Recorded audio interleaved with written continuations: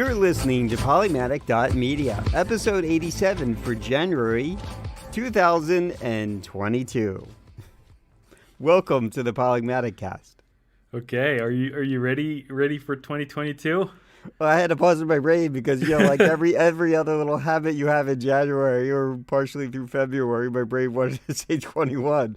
So I'm going through and rewriting my neurons. In 2021, I was still writing 2022. So yeah, at the end, still doing that. I'm doing it a lot less, but I pause like that. I don't necessarily make an audible noise like I did a moment ago, but yeah, I pause like that to just sort of qualify it. So, hi, John. How you doing? How are things? There's issues, but what did you get for Christmas? Okay, so I saw the group of friends. That was really good to see people that I have not seen basically all year. But at New Year's up in Jersey, so that was fun. Albert gave me. He's like, I hope you don't have one of these, but he gave me one of these Ember cups, right? And I was like, dude, I have two of these, but I love them. And I took my extra into work. So I was like, you're amazing. So he got me an extra one. And so now I have my teacup here at home and my coffee cup, which is the larger one. And I took the original copper one that I bought and I took that to work so that I could, keep whatever nice and warm at work. Because I have a window seat, and what's behind me, it's literally like behind my back. If I was to put my arm through this magical force field of zone, it's like someone left the industrial freezers open behind me. And so it's sort of like kind of all right, normal temperature at this time of year. And then if I just sort of move, not even like a couple inches back, it's just like a freezer zone. Mm-hmm. So I've been regularly keeping myself sort of warm with hot liquids. So anyway, Albert got that for me, and then other people got me stuff. But to that point, the other notable thing is Vic got me this disc plate that says "There's no place like home," and it's the Stargate symbol for Earth. You know what a disc plate is? It's magnetic posters. So yeah. And what was on it? It has the Stargate symbol for Earth. Oh, okay. No place like, and then that's the symbol. It's for home, Earth. So anyhow, that was those are the highlights. I feel like there's more. I know I'm missing something. I don't know. It's just been very busy. I know we just started in the new year, but it's just been busy for me on this end. I just I don't know. Everything is a blur to me. So if I missed anyone's gifts, I apologize. Those were the ones that are off the top of my head once you asked, John. So what about you? What'd you get? Anything worthy? I know if it's worthy, but all I got for Christmas was Diabeetus. Yeah. That wasn't maybe that was my Easter. Yeah, not fun. Well, the irony is, I think in hindsight, I realized that I think I had it for a long while. Yeah. And you know what would have happened is if we went to that start of when in hindsight, if I was smart enough to indicate on it, at least in the U.S., especially with sort of diabetes and accurately checking and maintaining all of those things that happened between like those nearly 5-6 years up to the point where like I was truly identified, a whole lot of like evolution and understanding happened. So I'm not sure it would have been a great experience if back in 2006 or earlier that I knew about it, right? Yeah, because you found out in 28? I found out in 2010, you went to Google I/O 2011, 2008 and 2009, right? No, it was later because we went to Google I/O 2010, right? Yeah, I think so. So I think it was around then. Might have been 2009, 2010, something like that. So it Yeah. was about the time where the same year that I moved here. So, and I've been here for, I guess, 11, working on 12 years. So, yeah, about that. Yeah. It would have been March of 2009 was you were 2010. still in your old house. So Mm-hmm. Yeah. 2010 then. Yeah, but I mean, when I think about it, hindsight, all the indicators were there. Yeah. Yeah. And what was interesting is around 26, even earlier than that, even the 2000s, I had sort of stopped drinking soda. Um, that was hard. I, I, I don't know. I wasn't really a coffee drinker, so caffeine was not really regularly in my system. And then I'd say maybe in 2008, I was really going to the gym more aggressively on a Mm. regular basis, because I don't know, I felt like something wasn't working or I had stress or something. I just felt like I should be doing something better with my health. So Hmm. sort of me changing my routine without any guidance was kind of just what I was doing, and I think that was preventative steps that were keeping from my whole situation from inflaming and turning into a larger problem. Hmm. And then again, hindsight, 2008, 2009, definitely some clear indicators there, that I think that sort of stuff that happened that turned up caused an additional problem that sort of supercharged my metabolic system, which then, when I got to 2010, really just screwed me up. So, Yep. yeah. So all I the remember. signs were there in I hindsight. remember you having like trouble to get up to like the top of Coit Tower. Yeah, it was Like, because that's when I was doing what the doctor said. yeah. Um, but we can. I mean, I guess we're talking about it as a topic. So, all right, what are your questions? What are your findings? What do you need to know? What do you want to know? Well, I think I've got the research covered mostly because I'm not going to try to dole out advice to anybody because I know very I little was right having now. this But conversation with somebody about. She was talking about diet, and this sort of individual that was sort of in the conversation in the room. Things are working for her. It's great. You don't need to do this. Do that. Da, da, da. And I said, yeah, that stuff will work. That's good. These are good tips. But you got to keep in mind what she does isn't necessarily what you need to do. no. The reality is it is all about your metabolic system. And, Hmm. once you understand how that works for you, then you can see what tips and tricks. Like, just taking someone's diet does not necessarily mean it works for you. Okay, Right. so let me get some backstory for this a little bit.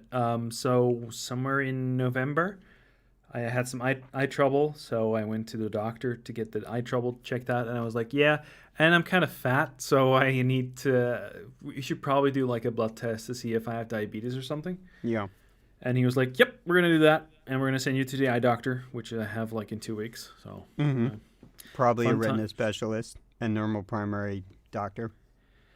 So I did a blood test, and then the next day I got a call from. Actually, I got a message through the automated system. Hey, we need to have a chat about it. Their blood sugar was not great, so we should probably have a look. In the Netherlands, we have a different counting compared to like the US. See, it's called mmol per liter. Okay, right. Yeah. So it's a different number. So where you might have like 100 or whatever in your list. So I did. Then I got a second check. So the HbA1c, which is the same number, which is mmol per mole. Right. It's basically an average, your blood average over three Yeah, months. yeah. So my blood average was 91.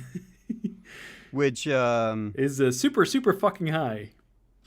oh well, you're talking about probably the number that I identify. Your A1C will be something usually single, like a single decimal and single number. So like 7.2 or What so. format is that in? I do not know off the top of my head without looking up stuff that it would be sort of destructive to our pacing in the recording. Mm-hmm. But I can find that information for you offline. But so like for example, a normal person will be somewhere in the fives, 5 point something, right? Someone who's regulating their sugar well.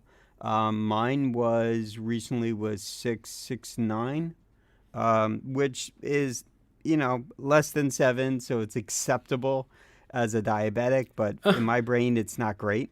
Okay, Um, so the fun thing is, the Americans do it in mmol per liter, and the Europeans do it in mmol per mole. okay, So yeah, it was about, let's what would the say, equivalent be then? yeah, I'm looking at that right now. So it should be between 13.4 and 14.9. Okay, that's bad. Yeah, When I got diagnosed, I was 11.7 yeah, for me. yeah. Um, So that that count basically, so the glucose, the normal glucose is 12.1, which is about the same. That's the same measurement as the HbA1c in your place. hmm. Anyway, it's It's just a still lot high. of trying to communicate this across the world is hard, and I would like to Yeah. have a standard for it because apparently No, health systems can't have a standard. What are you talking you about? can't have that. I mean, Anyway, so the U.S. has a hodgepodge of measurement systems when they pick and choose what they want when they want it. I don't know why we're that way, but my brain is all rewired in a way that's incompatible with most of the world. So, yeah. yeah. So what's the way that Americans do measurements for the normal blood sugar? So you're now asking things that I need to go like let's say look up my report. So give me a sec. I'm on my phone. Let me see if I can get into it. So I get my lab work from okay, hold on. So while I was there, so I got a second test, and then the next day I got a message from the assistant who is also in charge of the diabetic stuff. So the specific diabetic assistant who helps people who get diagnosed. Mhm. And she was like, "Okay, here's some pills, and let's talk about it." And well, it figured out that the amount of stress that I was having uh, Oh, it's was related. was pretty much related. Yeah. So this is again. Let's go back to the. I think it's really important is the truth of this. Your metabolic system sort of keeps everything in balance. Now, what does that mean? Well, that means how your body processes everything. It's not just sugar. It's fats. It's everything. It's basically your endocrine system. It's everything. It's what you input, how it's absorbed, how it's broken down, how it passes through, how your body compensates. For example, you were talking about a liver dump. Your liver will, to some degree, naturally create glucose. I've not had the testing, but I'm pretty confident that what happens is when I sort of reduce my intake, my body freaks out. And so in the middle of the night, it's over flooding me with glucose. And so, if I ate well, I did all the right things, I get up and I test myself, and the numbers are sort of, just sort of a mess. And I'm like, well, I didn't do anything that would cause that. And it wasn't like I was burning off anything because if I know I'm burning off fats, I can kind of sense it or taste it in my mouth. There's sort Yeah, of you get a yeah, metallic yeah, thing yeah, going yeah, on. yeah. Yeah, so like I absolutely can. And again, it didn't come easy. It didn't come fast, but it took me several years into the process to figure out all the signals that I'm reading or noticing and make true sense out of it. Not a rational sense, not disbelief, not grand delusion, right? Mm-hmm. Like, oh, I don't think I'm fine. I can eat 6 donuts. No, you shouldn't eat even one donut, right? So, um, so it's little things like that that help me understand my body. And there was a point where I was listening to my doctor, and I did all the things that he wanted me to do, and I felt sick. I looked sick. Or I felt healthy, but I looked like a skeleton. And that was about Yeah. when we were starting. I was, sort of hard crashing on what he was telling me to do when we went to Google I/O, and I couldn't even. It wasn't. I had the wrong shoes. I was. It was like I couldn't regulate my body well. So walking up the hill was just sort of not easy for me. I was worn out because Hmm. I didn't have regulation of sugar. My metabolic system was still trying to like fight with itself, right? It wanted me to maintain me one way, and it was trying to, So, all when it all comes down to it, is it's the balance. It's how your body handles balance, how it handles sugar. So, sugars that work bad for me might work okay for you.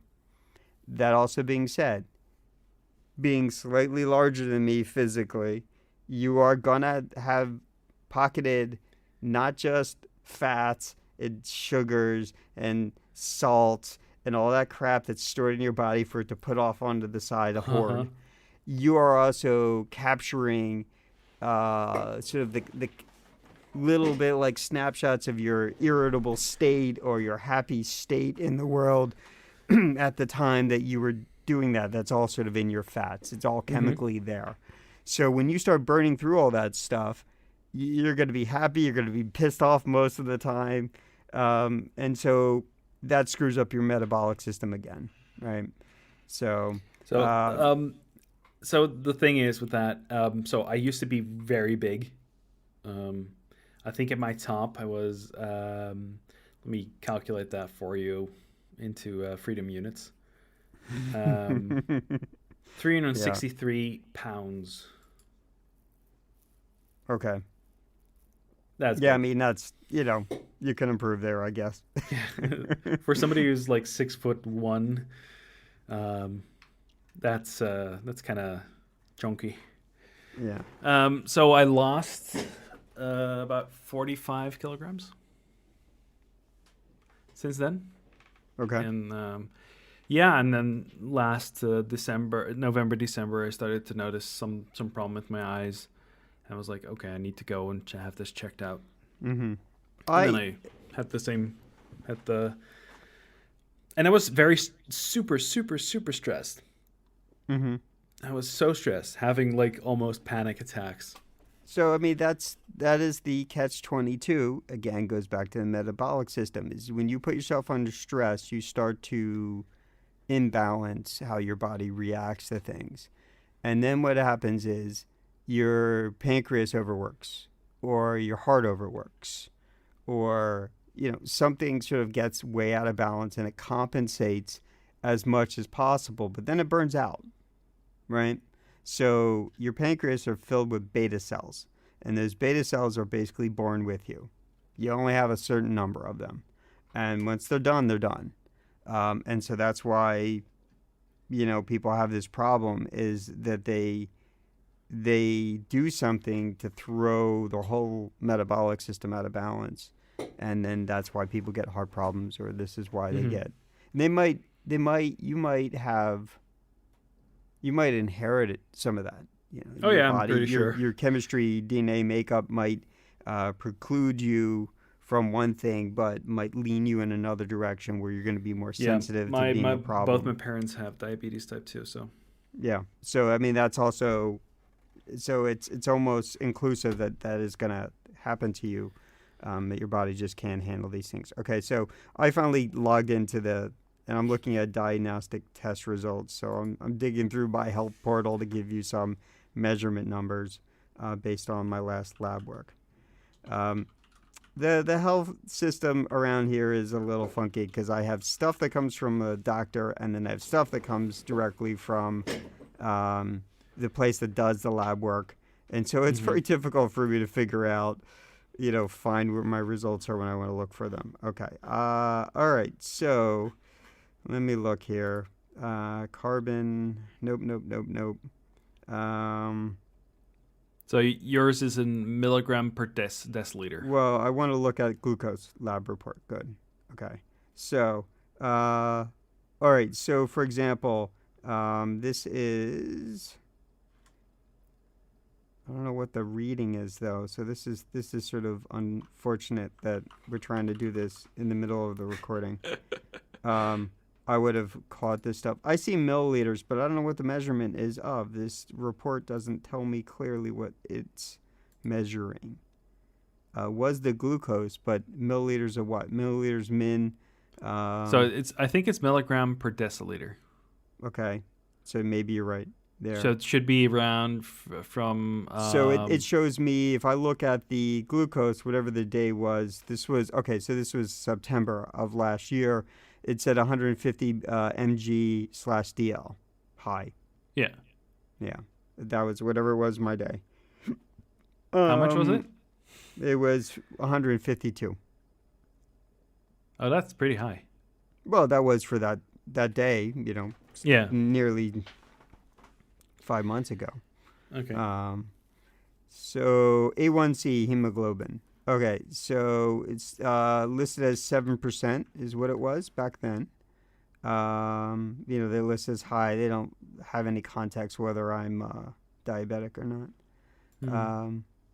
And it doesn't. I mean, I'll dig into this, see what it takes me. No, it's not needed. But it doesn't give me an actual kind of measurement that you're looking for. No. So we got. So I got myself one of those blood glucose tester kits. Mm-hmm. Yeah. And it's pretty good because the doctors had that one specific one, so they tested my blood, and my blood sugar was already down because I was already like, okay, this is a big problem. I need to solve this problem. So I completely switched my diet around. So it's the weeks before I went to the doctor, it was there's a thing here called Sinterklaas, which is like it's a kid's holiday basically. It's Santa Claus basically. That's what what Santa Claus is based on. Christmas like. It's Christmas like, but like in the beginning of December. Anyway, comes with a lot of very sugary candy. Mm-hmm. And I was very stressed at the moment, so I was eating a lot of sugar. Okay, so let's identify that. So I do this too. We all have it. We go in, we jump, we drop ourselves into a comfort food zone. Yeah. So that's part of your habit. You got to break. Yeah. I know. I've already broken it, so it's good. So what happened is that I got so much sugar in my system that I got even more stressed, and so my blood sugar was so high. So I was like, oh yeah, even like after a fasting night. So if you don't eat after a certain time, and then you get up in the morning, go to the doctor, have your blood drawn, and like even after that, it was pretty high still. Mm-hmm. And it will, because you don't have the facility to sort of work on that anymore. Well, that's the kind of the thing. I'm currently in the morning when I get up. I'm at 7.8 mmol per liter, and that's about 130-ish, I think. Okay, so it's not great, but it's reasonable. Yeah, but it's not the place you want to stay. You want it to be lower. No, so the fun thing is I got that thing. My doctor or the assistant, I don't know if she's a doctor or not. She said I asked her if I said I was like, I like data, so tell me, can I get one of those? Where can I get one of those? And how does that? When should I test, stuff like that? She's like, oh, you should maybe test once a week, and then in the morning. In the early morning, just before you get up. So you wake up, first thing you do on the edge of your bed, even before you set your feet on the ground, you test. That's what you do, because otherwise you might, if you, and this is something I realized later, which is why I talk about the liver dump stuff, because turns out that if you wake up earlier, your body is already trying to prepare yourself for getting up. Hey, I need some energy to do stuff. So, so if I set my alarm clock at 6 and then wake up at 6 and decide to, just roll over for another couple of minutes, then that's not getting out of bed. That's not doing the test straight away. That's like waiting half an hour before you actually get up. Mm-hmm. So that's that's what happened to me, and I was like, why am I getting these like high numbers Right. still? Right?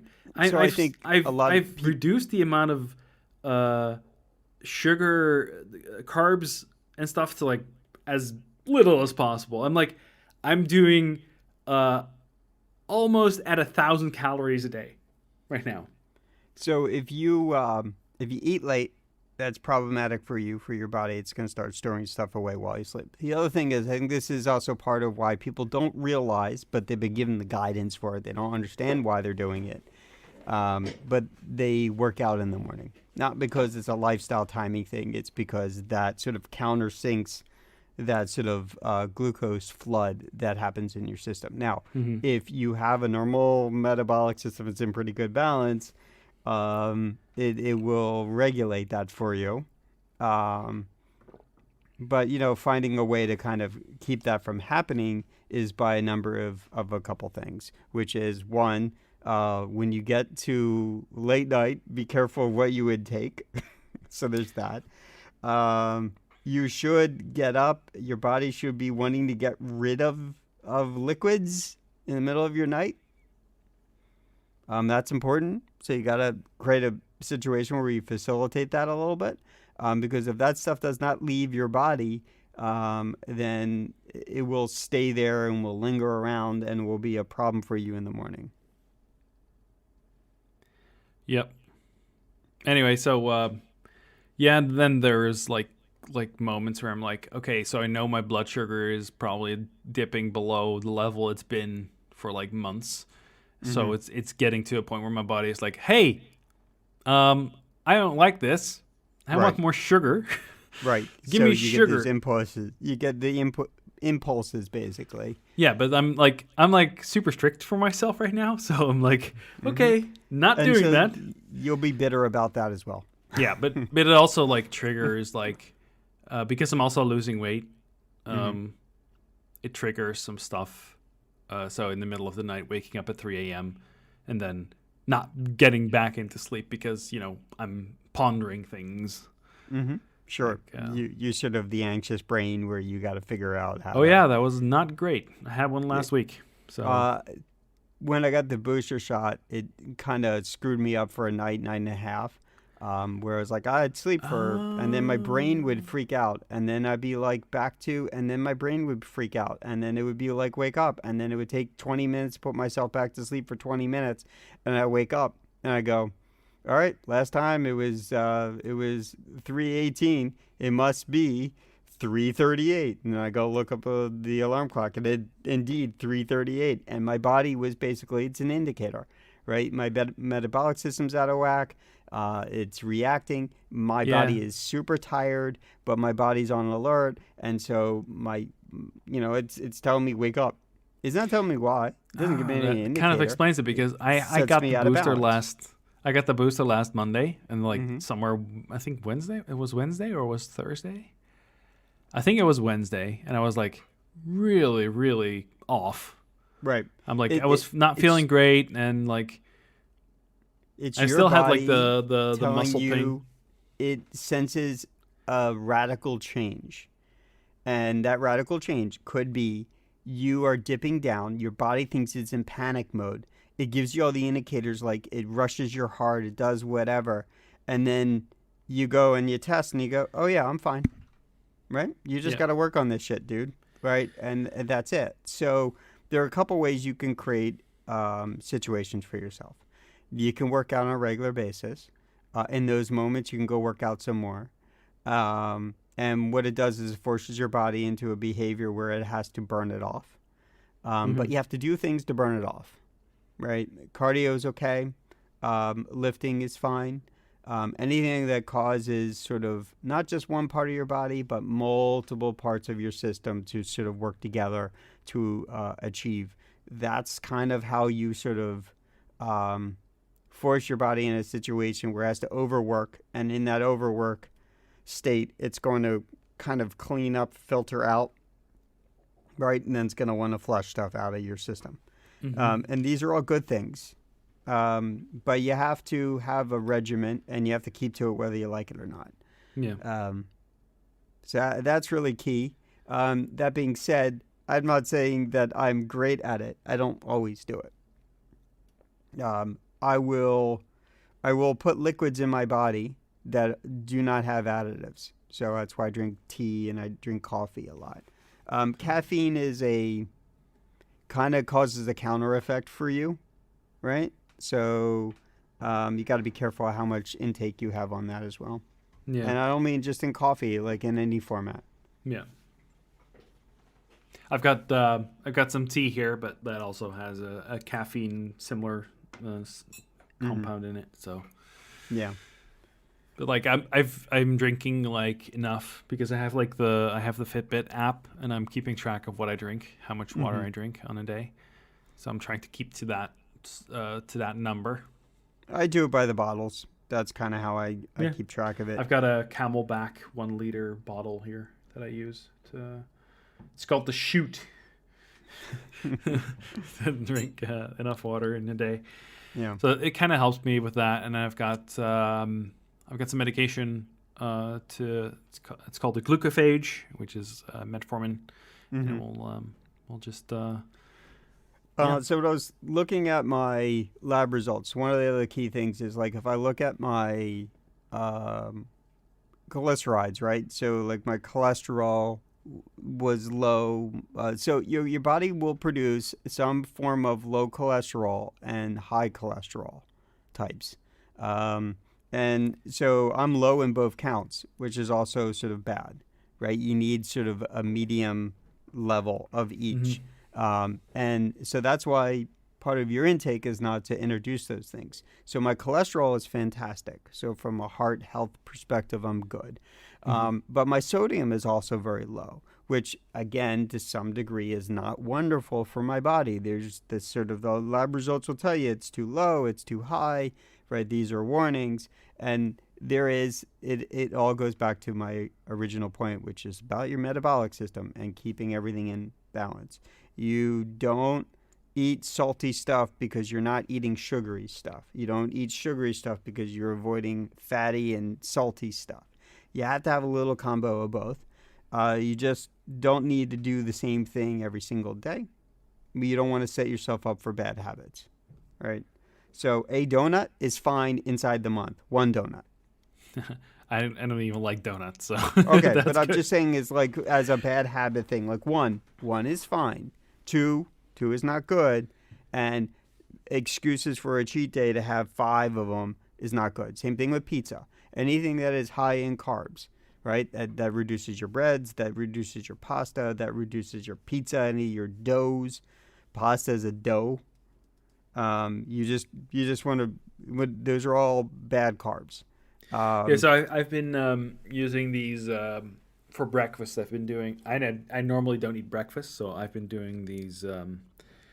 They're crackers basically, like high fiber, like the full grain stuff.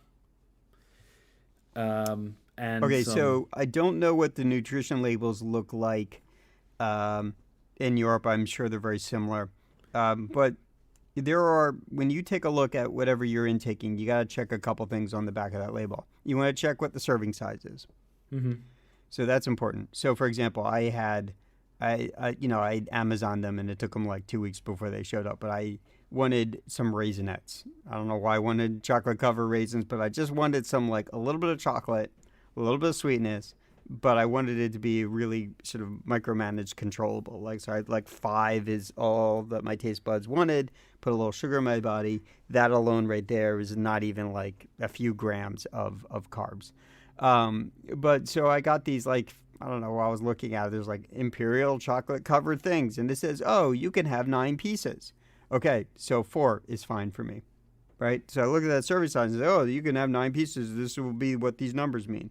And I said, okay, then 4 is fine. And it was. 4 was plenty for my taste buds and my body to have its sugar that it wanted. But when I look at all these numbers, there are a couple things you got to pay attention to. You got to pay attention to that serving size, right? It will tell you how many things you can have per whatever that container, that bag, that whatever, serving size. Okay. The other thing is that's how those numbers are sort of measured. Then based on that, there is total carbs, okay? And then it's broken down. anything that comes from a non-natural sugar is bad, right? So you're, like sucrose, fructose. Fructose is your fruit-based sugars. Fructose, yes. Yeah, and sucrose is the sort of the manufactured process Yeah. stuff. So you got to keep that in mind. Then you got to take a look at fiber. Okay, so anything over 5 and over is good if it is the fiber main source is coming from dietary fiber, not soluble fiber. And then protein. Protein is very important. Yep. Over like around 7 grams is great. 9 grams Because is the wonderful. protein is like your main energy source if you're not getting sugars. So Yeah. So you can eat things that are high in protein. A lot of nuts have high in protein. Some nuts have also high bad kind of carbs. fats, right? So cashews, I love Oh, cashews, yeah. but cashews are high in the bad glycerides, just Yeah. bad, right? So I've got that's them why out. they make vegan cheese and milks out of it. It's because it's bad in the wrong way. But you can have a little bit of that in your system. So you got to, again, it goes back to the core balance, and then you can start subtracting the fiber once it is exceeded over. It's per serving, not compounded, per serving. So for example, if you eat 2 servings of something and you get 8 grams, oh, I can minus 5. Yeah, kind of, not exactly. What do The you per mean serving. minus? So for example, if you take a look at something and it says it's got 4 in that serving, so you're like, okay, I'll have 2 servings of this, and I can subtract 5 from 8, and it'll be 3 grams in What are total you carbs. subtracting from?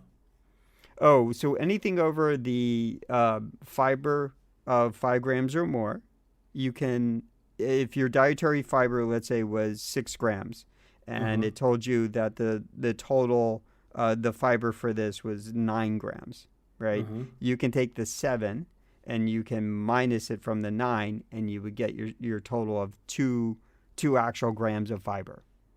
Like that's bad fiber coming into your body. Anything over 5 basically is subtracted from your system, from the carbs. So you take the fiber, if it's over 5, and its main sources from healthy fibers like dietary, you can subtract that from the carbs. Oh, So if okay, it's okay. So I so if didn't know it's you were 26, yeah, subtracting from sorry, well, I didn't from get what to you're. that point. So if it happens to be 9, and 6 of it is dietary, you can take that 9 and you can subtract that from the 26, and that's what your actual carbs would be. Okay. Yeah, well, I'm just right now I'm trying to reduce the amount of carbs to like as minimal as possible. So no Stroop waffles, Nope, not I ever, know. not ever. Anything you love, for just take a look at what the deal is. Yep. There used to be this great app when I started all this stuff. Even before I started this stuff, though it didn't. Over the course of time, no one ever upgraded it in Android, and then the app just sort of went away. But there used to be this app in Android called Restaurant Nutrition, where basically had lab results of all of worldwide of all of your fast food, all of your restaurant chains, all of that. So you could see what your. So I remember I was at an Otakon, and there were Jimmy John's, and I had this pickle, and someone's like, "Oh, I love these pickles," and I was like, "Yeah, you got to be careful about things." Like, what do you mean? And I pulled up the app, and it's like the small pickle was 1,500 milligrams of sodium, and I'm like, "Yeah, you know that your body shouldn't exceed 1,000, and your intake shouldn't exceed 1,800 in a day, right? And that's to be distributed amongst 3 meals." Like, so you're killing your system with 1,500 milligrams of sodium, which is going to screw the rest of you up for the rest of the weekend. And he's like, Yep. "Oh, I didn't know that." I said, "Yeah, you gotta pay attention to what you're putting in your body. You Yep. could have a quarter of that pickle, and that's it. That's all you got." So, Yeah, it's kind of eye opening. So because I've been battling like overweight for a while now, and I've been like going down in weight over Mm-hmm. time because I've been paying attention more to what I'm eating, except for when I'm like really stressed. So yeah, that also like because I knew that the moment I heard my blood sugar was super high that I needed to like get another test. I was like, okay, ordering a new Fitbit and getting so I got a new Fitbit that kind of helps because it keeps my because of the sleep tracking, because it also does blood O2 during the night. So that's kind of cool. Getting all those stats is very handy to figure out, and then also filling in what I eat into the app gives me a way to see what I ate like days ago or yesterday or whatever. If I feel that I feel bad the next morning, then I know, hey, so what was the reason that I felt bad this morning, right? So Mm-hmm. I know the It makes you reason. conscious of your habits. Yeah. Um, uh, so my doctor wanted me to test in the morning and test at lunch before a meal, and then wait 2 hours, and then test afterwards, and then test at night. And he wanted me to test. And I'm like, great, fantastic. And then I did that for a moment, and I'm like, I'm not seeing any pattern change, but I get the point, and I understood why he was talking about that. So what I would do is I would just test. Um, I'd consciously regulate what I was intaking, what I was doing throughout the day, and I would always test in the morning, see where my number was at, and that would give me a sense of idea of how extra disciplined I needed to be about my impulses, my behaviors, or whatever it is. Um, when I was working at a particular company a few years ago, this is the company that when COVID happened, I left because I couldn't deal with them anymore and was not a healthy situation. Created big stress input for me a lot. You probably have heard nothing, but we've had plenty of therapy sessions over that place. Mm-hmm. Um, but what I would do is I would walk down to the cafeteria. And the cafeteria basically, they had salad bar, and I could do that. But at some point, it was like cold and cold in the office, and I wanted soup, and soup is full of sodium. And, you just can't, I just couldn't win, right? Everything I did, I couldn't really win. I could find some pattern, and then I needed to change it up because I was stressed and I needed some variety, right? And so my habits were not helping me even when I had a limited selection of options there, um, to determine what I was going to eat, during my day. And so I noticed that I was drinking way more fluids when I was there because I needed to. I needed to counteract all the fluids by flushing stuff out of my system while I was at work. Yeah, so Right? you needed to combat the sugars to flush them out. Combat the carbs. I Yeah. wouldn't even call it sugars. Combat the carbs. Right? The carbs are the problem. So in your sugar, in your glucose, your OSs, OSEs, anything that's got OSE, it means it's got a sugar that has a carb in it. So your lactose, your milks, right? They have sugars in them. So some people are like, oh, I'll just drink lots of milk. But yeah, but you're introducing a different kind of sugar into your body that Yeah. you can't, that is going to flood out your system, and it's not a positive thing. So it's about the balance. You don't overcompensate for the one versus the other. Oh, I'll do fat and salty and I won't eat my sugars. Yeah, but then you're creating a different kind of problem for your body, and for your bloodstream, right? And what ends up happening is if those sugars, your blood cells are a carrier for basically those carbs, and if you don't process them, you don't bring them in, you don't distribute them to the right places in your body. What they do is they sort of cause clogging. They start to thicken up things, the blood vessels in your eyes, the blood in your blood vessels in general, all the way down to your, various places, to your fingers, your extremities, right? It causes a pressure problem, which is why they talk about blood pressure, right? And if you have overcompensated with fats are also causing that same kind of clogging system, Mm-hmm. right? And these things then will find a path to go somewhere and they'll pocket up, and then they might pocket up or they might thicken the inner lining of your veins or your arteries, and it becomes a different kind of problem. So when people don't take care of their teeth, they create an imbalance because of an internal infection, and it causes another issue somewhere in the chain of your system, and then the pressure system sort of goes out of whack, your metabolic system goes out of whack, and then your pancreas is overworking because your body has realized it could use the insulin, so it overfloods your system. Mm-hmm. Right? And then you get these crashes and these dips. And then all of a sudden you're feeling like, I need some sugar. But also part of that impulse is because you previously used to keep a certain level of intake that had a certain kind of sugar. And so your body is going to say, hey, I think I need this because radically something is changing and I don't like it. Right? It doesn't know what the number is. It doesn't know what the measurement is. It just knows what normal is, what it thinks normal What is. normal used to be. Yeah. Yeah. And so it doesn't take 3 months, 3 days, 3 weeks. No. It takes 5 or 6 years for you to religiously hate yourself and calibrate your body down. Mm-hmm. And then you have to, like working out, you have to religiously keep yourself there. Right? It's just you have to train your body to it, and you can override your thoughts.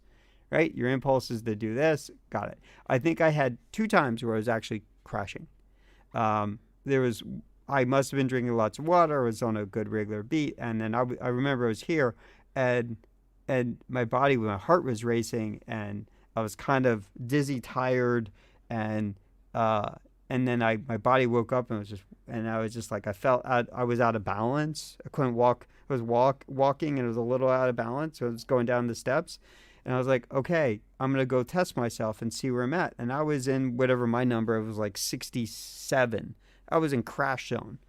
And I was like, ooh, that's not good. So I didn't have anything sugary in the house. That's why I keep a little bit of candy around in the house. That isn't good. Isn't for me to sort of mainline. It's for me to, in these kind of cases.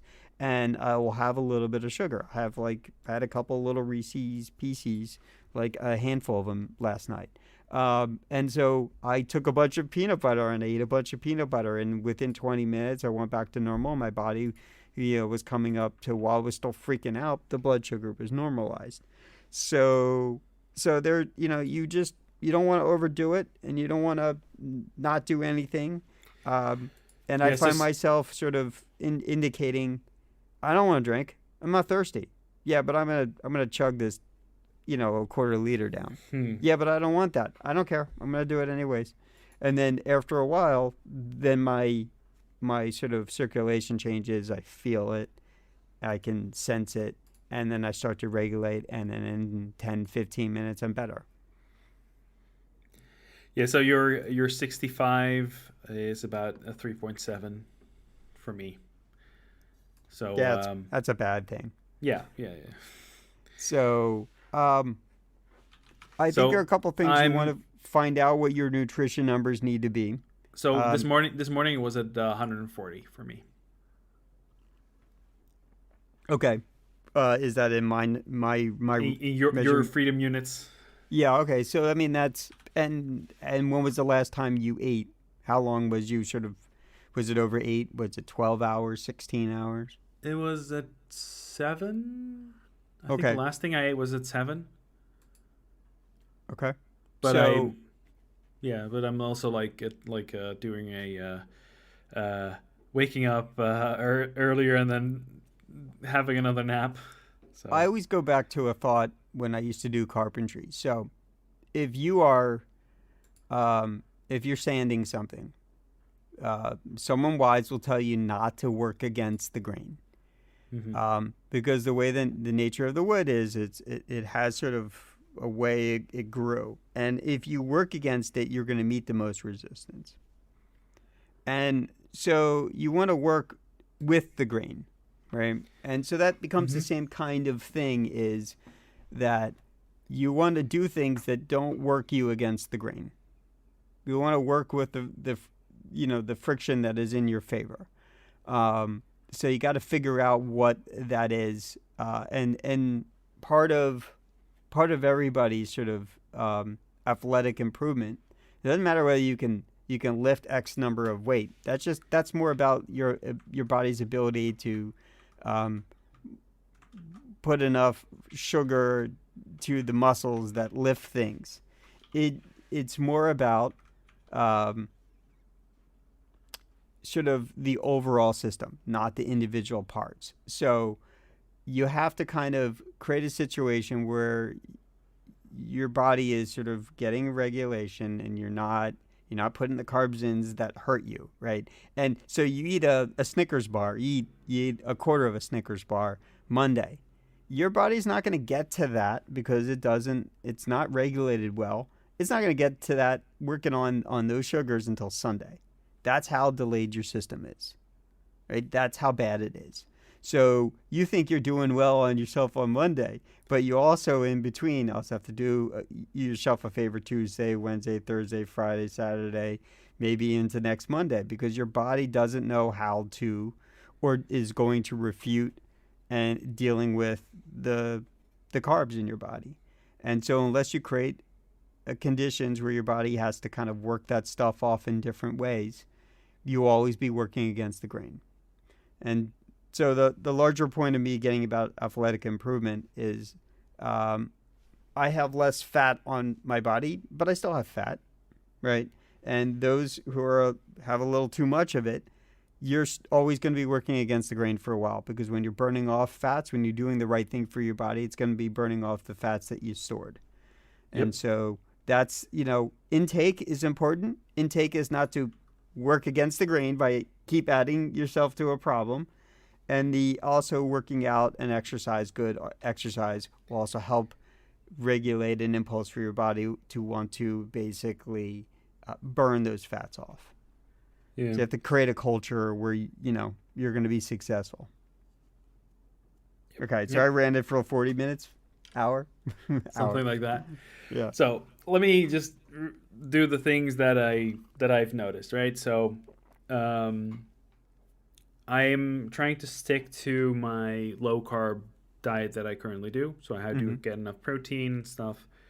Trying to look at what my body needs, and mostly by checking how well I feel, because that seems to be like a good indicator for me to how well I'm doing. I've been exercising a lot, and I got some plans to convert my living room into home gym.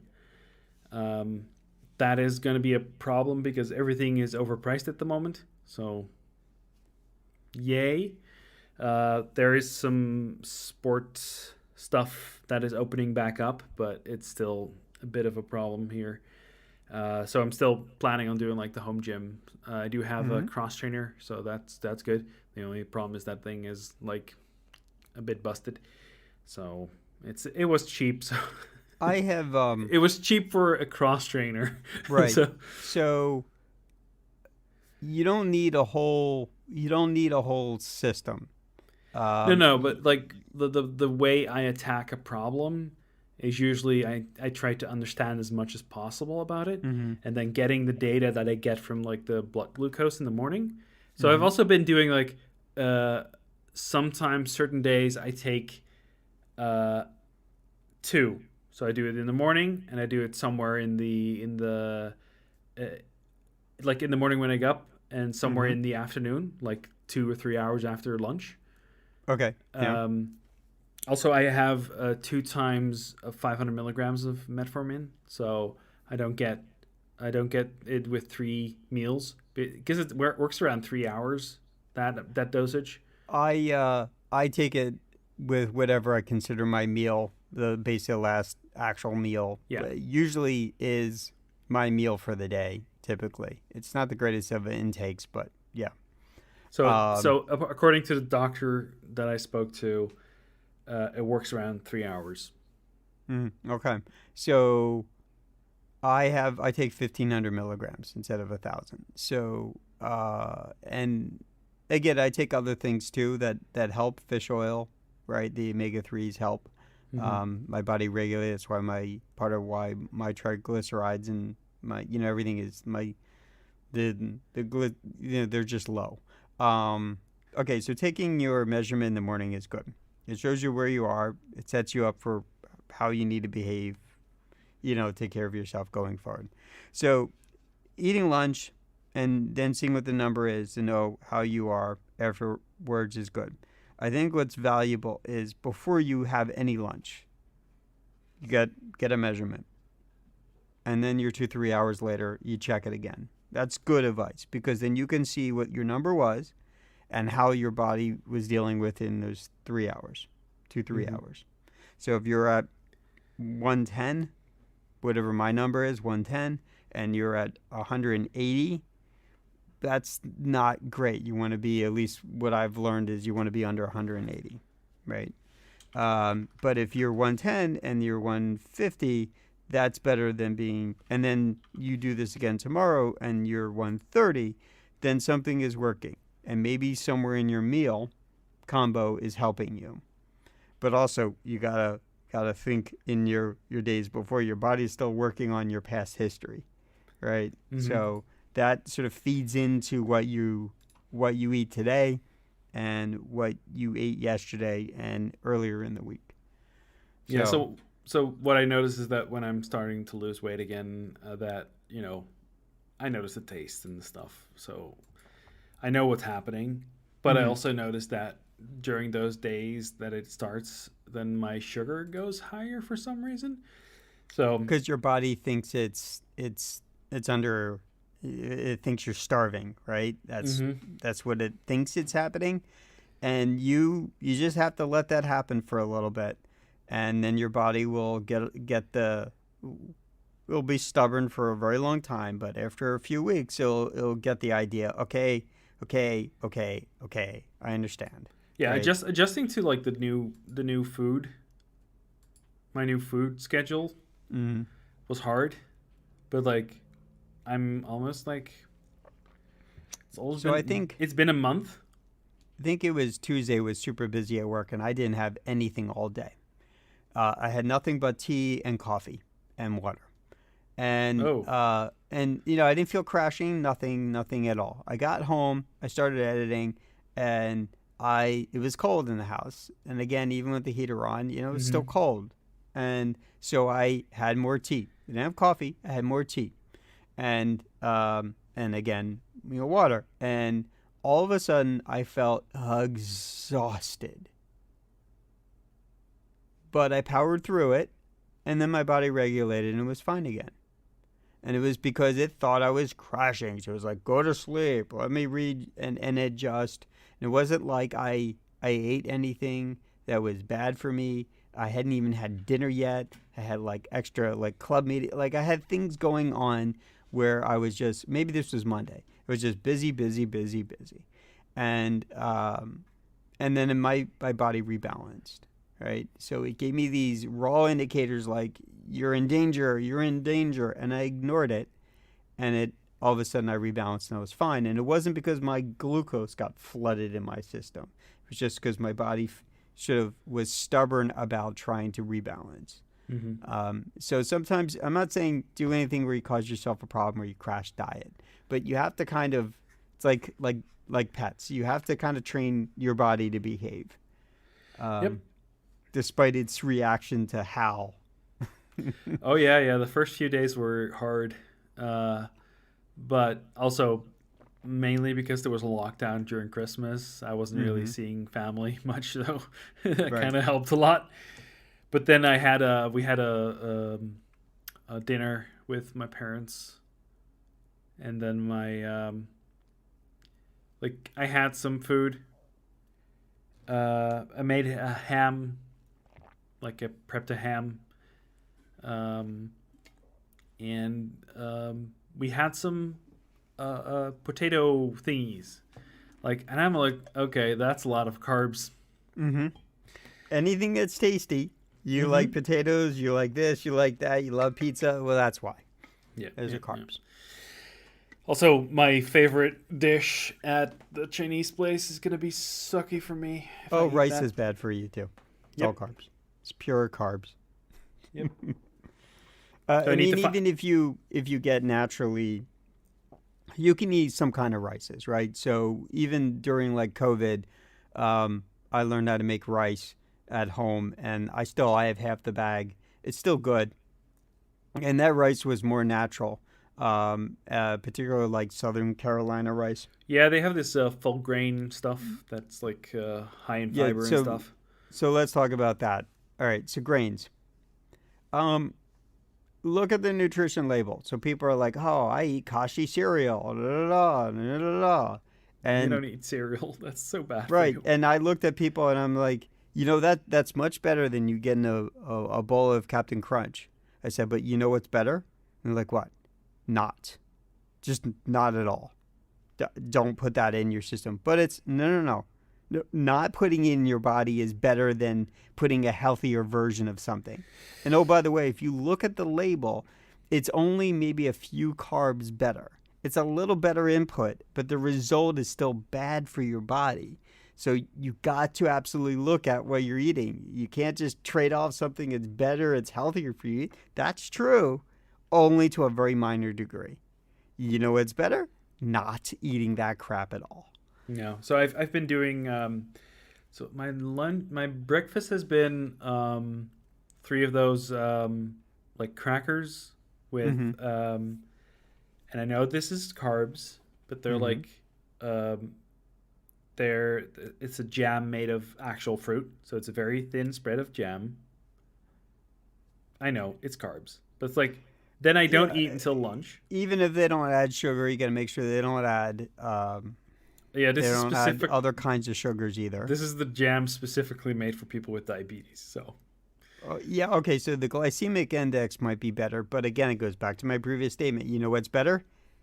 Not. Not yeah, putting that in at all. If yeah, you but could I just deal with eating the cracker, that is healthier for you than cracker with any kind of natural jam. mm-hmm. And these are the reality is that you have to kind of I know you're not gonna like it, your taste buds are not gonna like it, your brain's not gonna like it, your stomach doesn't care, right? Your head, you've formed habits. Like I used to love Sprite. I still love Sprite, but I haven't had a Sprite in years. And if I do, it'll probably be the only Sprite, and it'll probably be maybe half a Sprite that I might have for the next 5 years. Like that's how much I intake that kind of stuff. And it just took a very long time. You just have to ignore, let your impulses yell at you. I don't like this. Great, but it's not what you need. Yeah, it's that you have to beat yourself up internally about it. I know you I have a know. look on your face like you just have to keep doing it, and at some point it won't matter. And now I can drink tea without like having a bitch fest in my brain about it. Also, there's like no sugar stuff. So there's like with like replacements. A very good tip: Don't, don't just don't. It goes because back to my, you know what's better? that stuff will Not. mess you up. Yeah, and I keep saying it. It's like feels like, well, what's better? Not. Just It will not. turn you into a rocket. Yeah, it's just don't. Absolutely don't. But it's not sugar. Eh, your body doesn't know the difference and it behaves. It's not, it technically is not the thing we defined, we call that kind of sugar that you're talking about, but it's still not good for your body, period. But so it's not, nope. But nope. so It's just, don't put before it this all in. started, before I went to like the before I went to the doctor, I was like in a so whenever I ate eggs, I felt really I my stomach got upset. Mm-hmm. So this was related to because I don't have a gallbladder anymore. If you might have heard all the episodes of this show, you might have listened to that episode where they stole it. Um, So I thought it was related to that, but turns out it was related to this. And now if I eat an egg, I don't have the problem. Yeah. So when I was a kid, okay, so my mother didn't. I didn't grow up because my mother conveniently just gave me pizza all the time, so I didn't grow up that way. And then when I would be at a friend's house or something and we'd had pizza, it was like I don't get the big deal why everyone loves pizza. Pizza's all right, it's not bad, right? And maybe it's just I was getting crappy pizza. I don't know. But then became diabetic. Then I was given the right stuff to rebalance my body. And now pizza is fantastic tasting. But uh, one slice puts me towards Napville. Two slices, slice and a half, I'm in Napville. My body can't compensate for like 3 hours. I crash. Mm-hmm. It's a nightmare for me. Yep. And I haven't ordered food in over a month. I order And I I have. order or I So pick up what from I a do is salad place. That's what I do. there's a store in the shopping mall nearby, where they have like grilled chicken, but like Mm-hmm. with just spices on it. So um, not with like Teriyaki, not the that kind of. teriyaki, not Yeah. teriyaki. Don't do that. That's No, bad. anything with a sauce has sugar in it. Yeah, yeah, yeah. So this is just chicken with like Right. uh with spices on it. So That's good. And that's a soy's high in sodium. Um, Soy sauce is basically a brine. It's soybean. It's a soybean brine, basically, is what it is. Which means they add sugar to it. I mean, it's sugar. They add sugar. Well, they do. They add some sugar and they add salt. They add lot of salt. So you gotta, you know, Teriyaki's got lots of sugar in it. yeah. When you're diabetic, have you gotten the sort of a version of the diabetic sweats? You can feel that the sugar is in your system. When you eat something, you feel a little off. Off? No? Okay. So what ends up happening is you eat too much sugar. So this happens when you sort of finally have sort of scrubbed your body full of the nasty things. And that takes a while as a diabetic. It takes years. And once you do that, what you could do is you could eat a little bit of candy or you eat a little bit of pasta or you have some beef. And you feel this like your body wants to cool itself off. You feel that impulse that happens before you start sweating. You feel that sort of, and you kind of feel it. And that is an indicator that there's too much sugar in your body. They call it the diabetic sweat. You don't necessarily sweat. Mm. So, and then there's the other thing that happens is when I sort of cause a situation where I drink like half a liter of water or a liter of water, I notice that my circulation changes. I get cold for a moment. It gotta be a nice warm room, but I will get cold. And then it takes a moment. And if my body is actually kind of productively working on something, I'll have what we call like the diabetic flu, which is you don't really have flu, you're not really sick, you don't have COVID, you're not have a cold. You might actually have a cold at the same time, but you get this moment which is only temporary where you feel like you're congested or something is like you feel like you have a little bit of the flu, and it's because you are sort of correcting your system.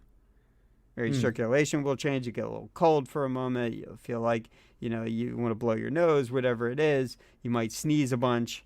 And then it just all of a sudden stops. And then you're rebalanced. Yeah. Sneezing, I recognize. Mm-hmm. And Yeah. that's an indicator that your body is trying to hard correct itself. Yeah.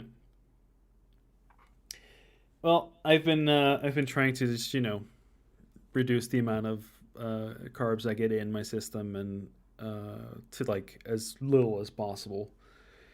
It's a real bitch So, when you realize how much bad oh carbs yeah, are everywhere. oh yeah, how much stuff I've been putting into Yeah.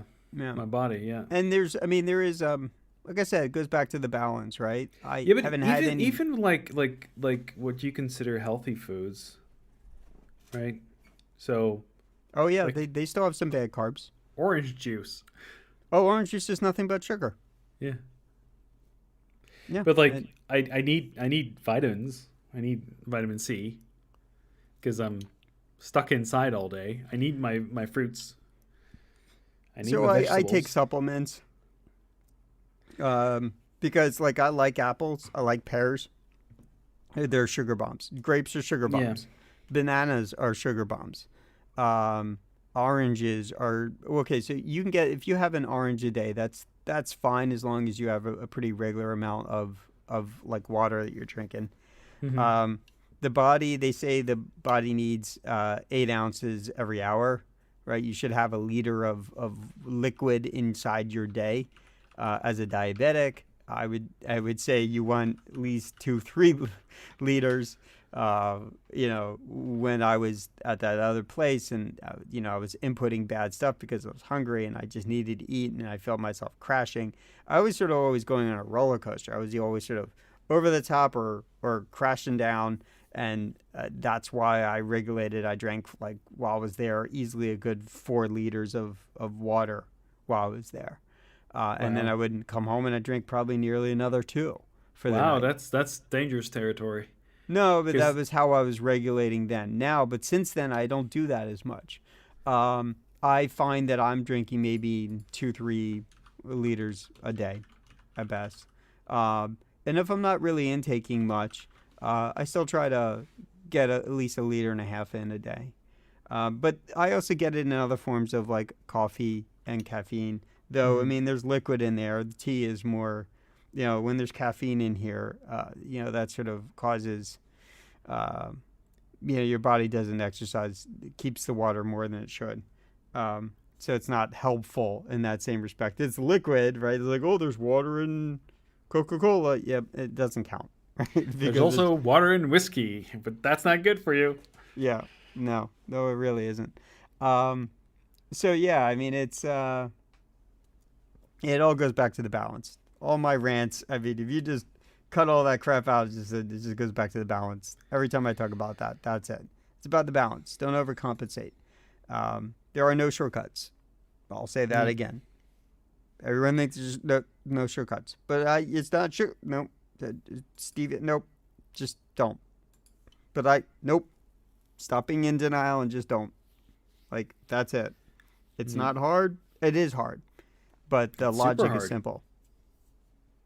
It's not convenient. You have to unwire all the impulses, bad impulses, and habits you've had over the course of your whole life. Yeah. That's what it comes down to. I think if I look at the my because I've been gathering the data and my doctor specifically said, yeah, I should maximum do it once a week because I think she was concerned that I was going to be stressed about it. And of course I'm stressed about it, but like less stressed than I used to be. And I think that I'm the right track. I'm definitely not out of the woods. Mm-hmm. Um, but I'm trying to, if I do need like a source of something like carbs, then I do go for the healthy option. Like, um, if there is a fruit, I'd rather get a fruit than something else, Mm-hmm. right? Something processed. Um, I do have dried cranberries. Yeah, cranberries, as long as there's not added sugar or There's no added preservatives. sugar. I specifically go to a place in Yeah, the city. preservatives have a lot to do with it too. They have Um, like they have like a bag of added sugar and the ones without sugar. right, but also got to be careful of the preservatives. Um, so Oh, I, there's I don't I don't eat many of them. I have like I bought a bag in December and I still have like right, 99% of that. So there's like yeah, a couple of them. I take a couple of them a day to, you know, like as a cranberries, strawberries, and blueberries are good. They don't really add. They by their nature, they don't. You can get some flavor without a lot of sugar. yeah. Um, or The literally, I don't like the freeze dried blueberries and the um, strawberries. yeah, that's fine. I don't like But them. I don't like them at all. So like when I get my particular salad that I made, I haven't put in apples and some grapes, but I have strawberries typically in there for a little bit of flavor for me. And again, it's a sort of a healthy intake. Um, Hmm. you want things that are unprocessed, right? As much as unprocessed. That's why they say, steel cut oats, that kind of stuff. Um, again, oatmeal is still a carb. It's still not the greatest of carbs. It's better than you having a bowl of cereal, but it's still a carb. It's still going to mess you up, whether you immediately recognize that's what's happening. So again, you want to be careful about it. So intake is also really important. You know, Yeah. So let's stop talking about diabetes.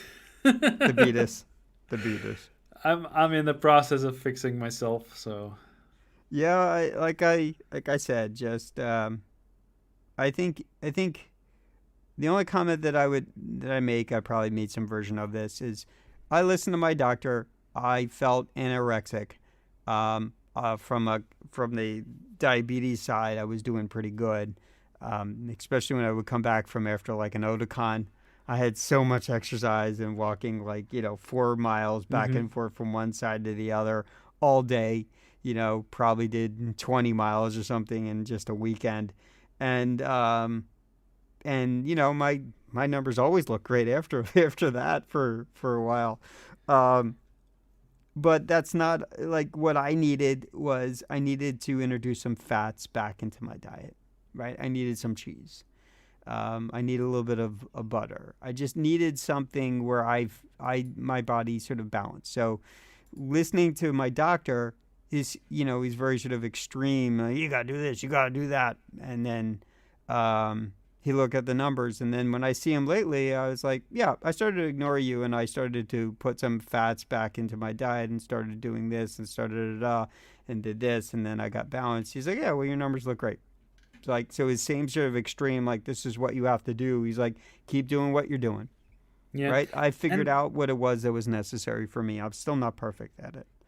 you Um, know, for like our this kind of stuff, like it would have been so nice. And I probably ignored all of this when I was in school, but like there's like we've known about this system and how our systems work for so long now, and like I don't remember getting taught about how the system works in this way, right? So I realize that I've missed a few things somewhere. well, so, key thing is once you have understanding, you also have to have a sense of responsibility.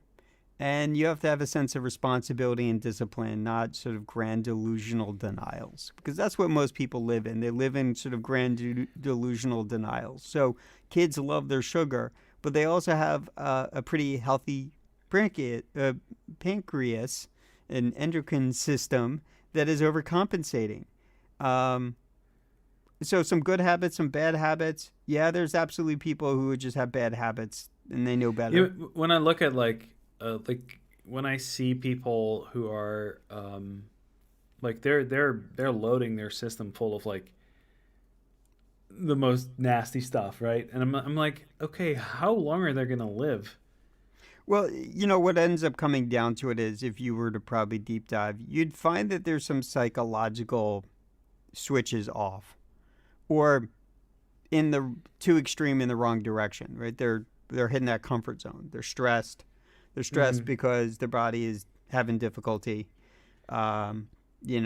and then they're stressed from being stressed and then not being happy. Loading their faces full of pizza. Yep. And so then they go to a comfort zone and then they feel better. They get the dopamine kick and then they store that off. And then they never really do anything to sort of rebalance, right? And so they extreme load in one direction. And don't get me wrong, this is not specific to people that are overweight because people do this with alcohol and they also do this with smoking and they do this with drugs and they do this Mm-hmm. with marijuana. They oh they just extreme. hit a Overindulge. thing, and then they create a habit from that, which then creates chemical impulses and creates chemical snapshots and stores in your fat, and then it sort of feeds itself into a problem. Hmm. And it's not a good feedback. It's a bad feedback cycle. And uh, and again, like I said, I'm beyond an expert, but I am an expert on what has been working for me and what's not been working for me. And even when I'm doing all the right things, I get that, I get that A1C of 7. And I'm like, but I'm doing all the right things. And he's like, yeah, all your numbers look good except that. I go, all right, you know, I I can spend more time on a treadmill. It isn't going to help me any more than it is been helping me, right? So you got to find the best balance for yourself and just try to maintain that. You can inch your body into a direction that is going to help you, but it takes time. Everyone's looking for a shortcut. There are Hmm. no shortcuts. That's it. I know people don't want to hear it, but that's it. And it goes back to, what's better? Not not doing that. But nope, I don't care that you love popcorn. Not. Like, you want to put a handful, small handful, meaning that the mountain does not peak, the height of your, when you're cupping, the height of your, that little, I know it's annoying, it's nothing, it's like a bite, but that's it. You know what's better? Not even doing that, Yeah. right? It just, the logic is incredibly simple. The discipline to maintain that behavior is terrorizingly stupid. Um, and your body is used to your bad habits, so it only knows what you've done, right? And that's what it wants to keep repeating because that's how it survives. That's all it knows. Yep. That's the message. I know people don't love it, but that's it. And you do your best to sort of keep yourself in a good balance. Well, had I known this, like, I don't think. You were like, Alan, I hate you. You're eating egg whites. I'm like, well, it's because I'm trying to regulate fats.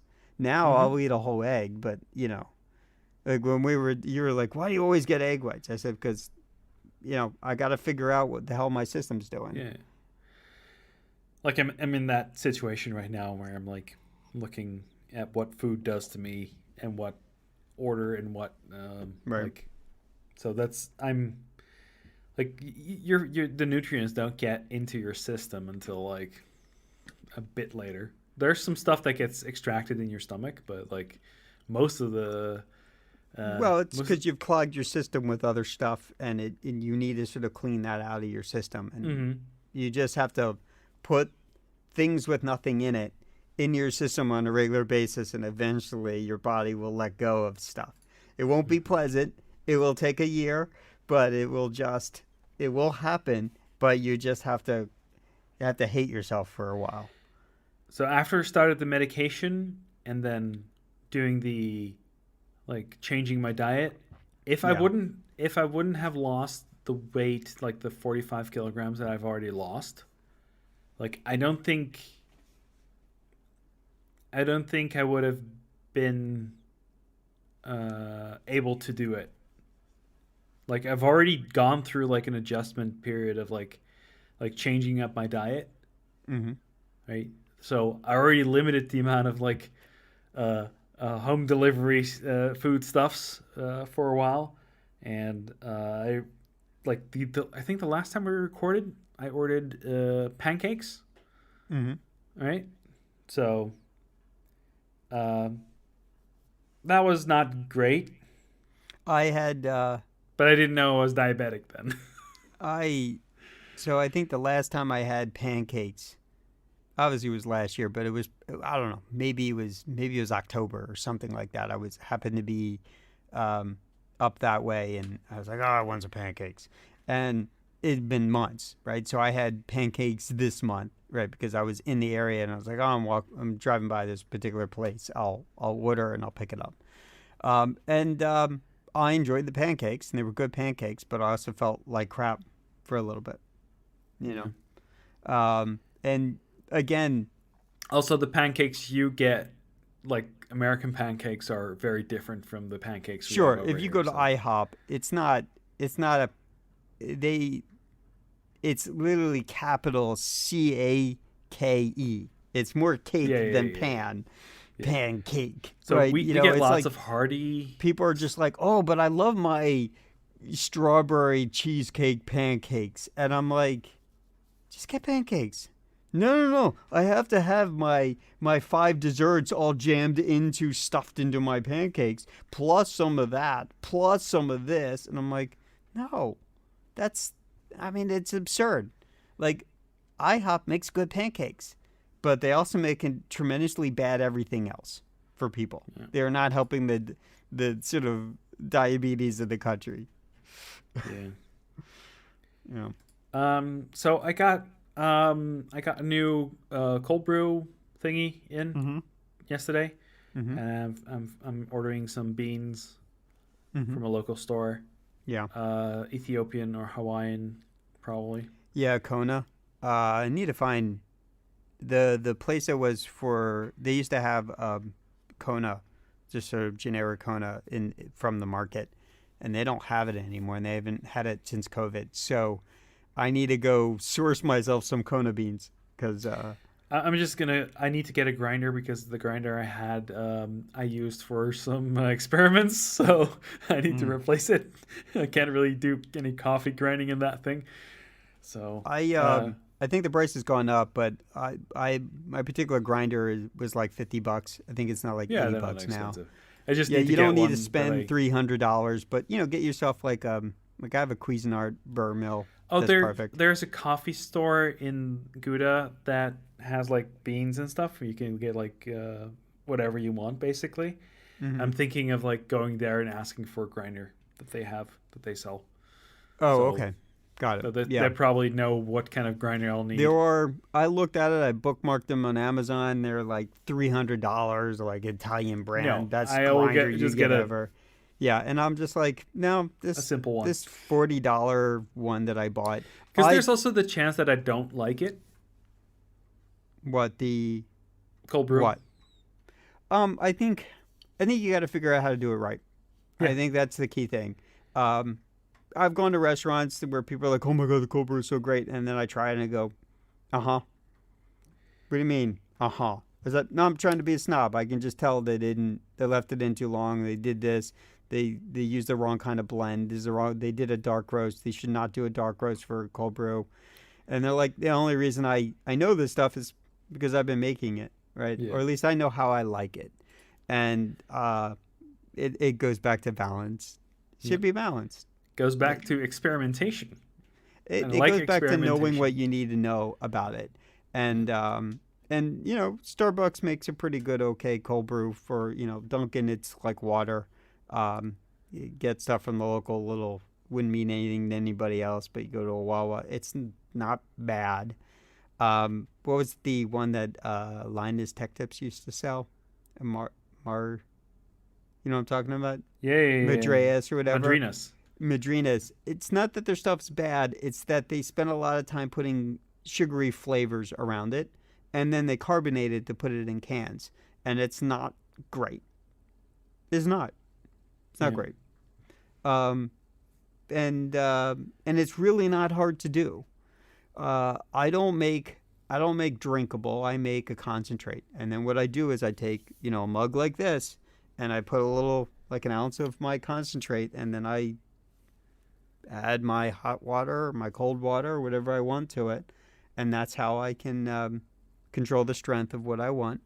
And if I want to add any additives to it, I use it like an ingredient. I don't use it like a immediate thing to go sip. It's going to be too much for Yeah. people. So You also had some new tea technology. oh yeah, so it's super cold, and my hot drinks isn't hot cocoa, and I'm very picky about teas. Probably because I haven't found the right tea, and in recent days I found at least the right tea thing online. Apparently they're a franchise; they have retail stores, um, and so I just order stuff from them online. They're actually, I think, a Canadian company, but they do have like a footprint here in the U.S. called a David's with an S T. David's tea. They weren't called Linus T tips. No, no, no, but that would be funny. Don't recommend that to them because that will happen. So I got myself like a tumbler, steeper, whatever it is. I happen to have while I was experimenting with cold brew stuff, filtering. I happen to buy these sort of over the cup like loose tea strainers, I guess, little colanders that you can throw loose tea into. So anyway, I found a bunch of stuff on David's Tea. I basically bought a lot of stuff from them just to try out, figure out what I like, whatever was of interest to me. I think I've gone through basically the catalog of things that I care about. And I have narrowed down out of maybe, I don't know, 30, 40 teas or something. I've narrowed down to maybe 5 at best that I like. And I've been making tea as an alternative to not drinking more coffee, especially in my workday, especially when I'm trying to be, so like, for example, I'm cold right now. What do I want to do? I want to go make some hot food, right? That'll warm me up, right? But I don't want to do that because it puts carbs in my body. So what do? I make myself some good flavorful tea, right? No sugar, nothing else into it. I drink that, and then it regulates my temperature, right? That's sort of my hack to sort of solving a problem for myself, but also not working, adding something to an issue where I work against the grain. So anyhow, that's what I've been doing. Been sort of putting that in as my regular routine. So yeah, so I've been doing that a lot actually lately, and I'm glad I found a place that has some pretty good teas. The one I really like the most is the baked apple chai. It's very good. It's tasty. Okay. Yeah. So, do you want to discuss Eternals?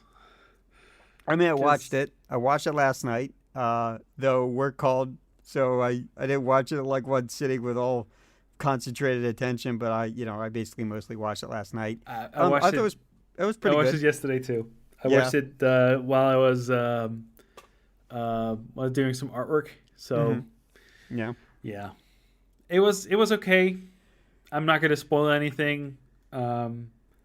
I did find it interesting that while I was watching it, there was a volcano blew up in the same area. I was like, okay, it seems like a little bit on the nose there. Yeah. So no giant hands appeared. So. I didn't know anything really about the Eternals. So it's interesting how they always put it. They always sort of reassociate it with lore and myths and fairy tales and stuff like that. So I kind of liked it. A lot of people don't like it. Like it doesn't have a very good rating compared to other Marvel stuff. I thought I heard like, that as well, but I still watched it. I still liked it. Yeah. I didn't mind it. I'd be interested to see what else comes from it. My brother was not. He was very disappointed in it, but I was like, okay, I'll watch it. Don't spoil it for me.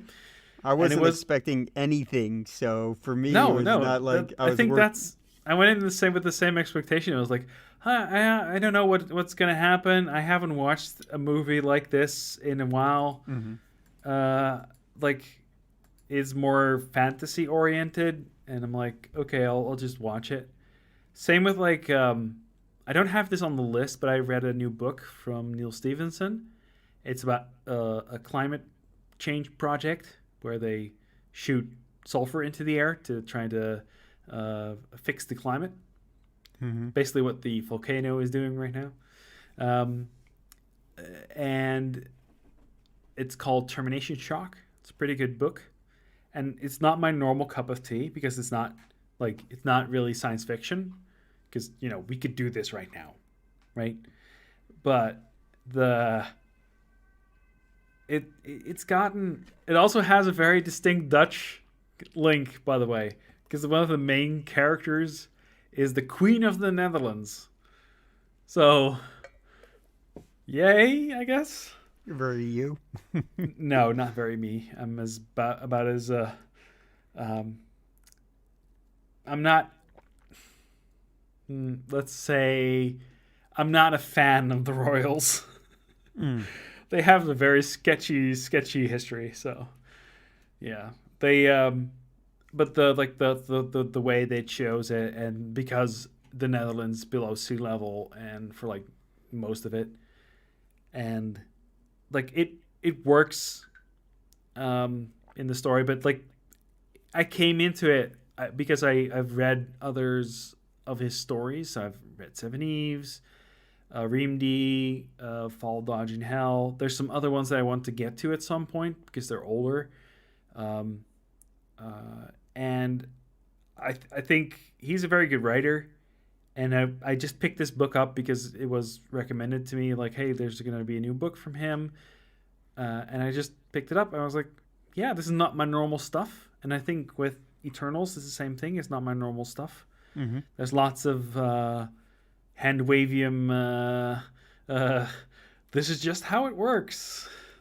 Right. Stuff in there. There's no somebody needs to build a robot suit like with Iron Man or Right. it's more I think it's closer to like the Thor stuff than it is to um Thor had way. Okay, once you get into Thor, Thor had way more. When you get farther into Thor, you have a way more complete universe of understanding. You don't really get that in the internals. no because there's lots of stuff missing. Mm-hmm. Did you finish the Expanse, by the way? I mean, I watched the latest episode, so yeah. I What's don't the know if last we've episode? finished. Is not that's there's more coming, right? No, that's the final season. Oh, was the final season? From Friday, that's the last episode. Oh, well, that sucks. Because that's like a new journey to the next iteration of something. Yeah, so they just opened up the thing. They so you know that part that was happening on the planet with the strange dogs. Yeah. Yeah, that's called the book is called Strange Dogs. It's like Oh. it's an entire novella. Oh. Okay. And so what I think is happening is that they're probably going to do either movies or maybe another show online somewhere instead of like with Amazon. Hmm. I hope they do pick it up because like they weren't just doing it, you know. It was good production value, even though it was sort of ship in the bottle stuff all the time. I think because the time shift between between book 6 and book 7, there's like I think there's like 30 years in between those two books in the story. 30? I think it was 30, maybe 60. Okay, 30 got it. years. So it wouldn't be the same. It would be a character reset. I think they probably like switch out the characters, the actors for that. Oh, got it. So that's where you built your investment of time and effort on them. So Yeah, so either they let the actors age 30 years or, you know, yeah, why do that? In 30 years, they'll just restart it. yeah. I gotta say they did a very good job with like finishing up this part of the story because they did close it off like the whole. I don't want to spoil, but like the whole with the cannons on the Oh, thing. on the ring, yeah. Yeah, on the station. That was like it was a couple of chapters, and they did it in like a couple of minutes. It was so fast. Like they could have done a whole full season with this, and it would have been so much better. But yeah, like I do like that they did finish it the way that the books finished it, because yeah, and they didn't kill off any major characters besides the ones that needed to be killed. Yeah, well, they already killed off one.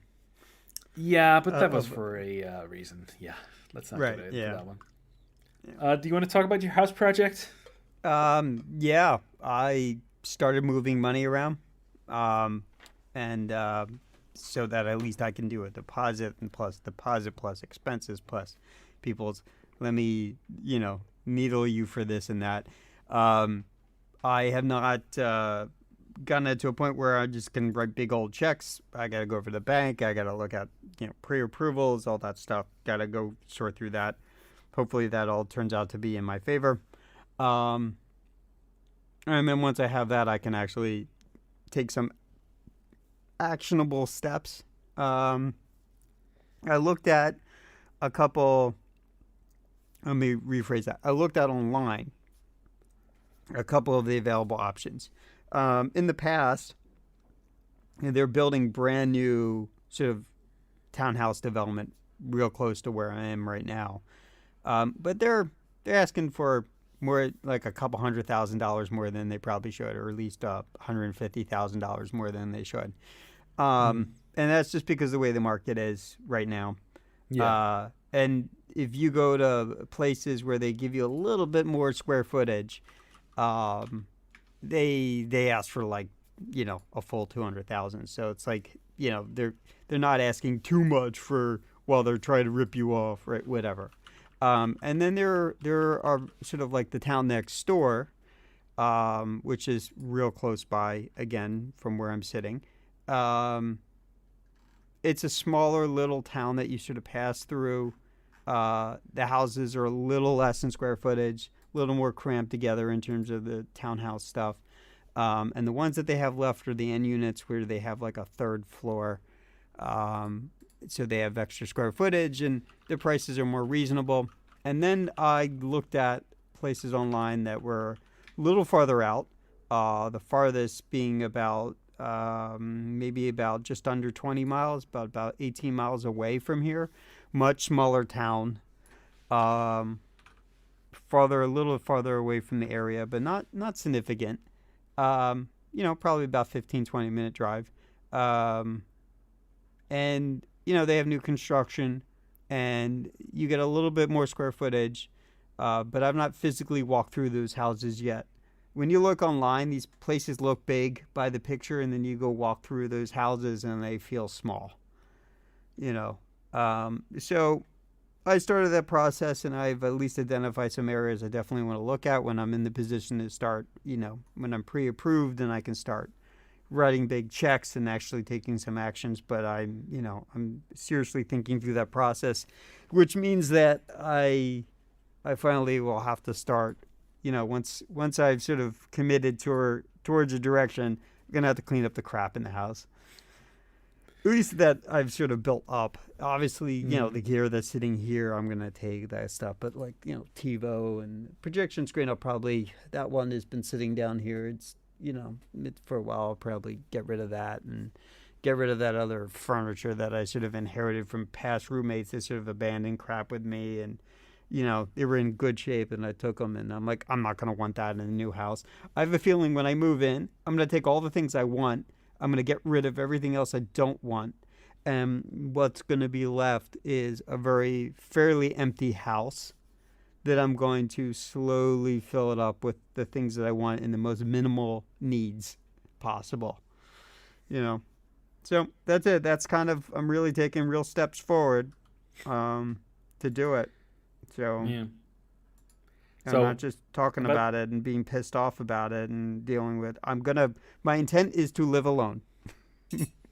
A nice big house where I can fill it up with the crap I want, but live alone until yeah, I get a girlfriend or get married or something beyond scope of what I have today.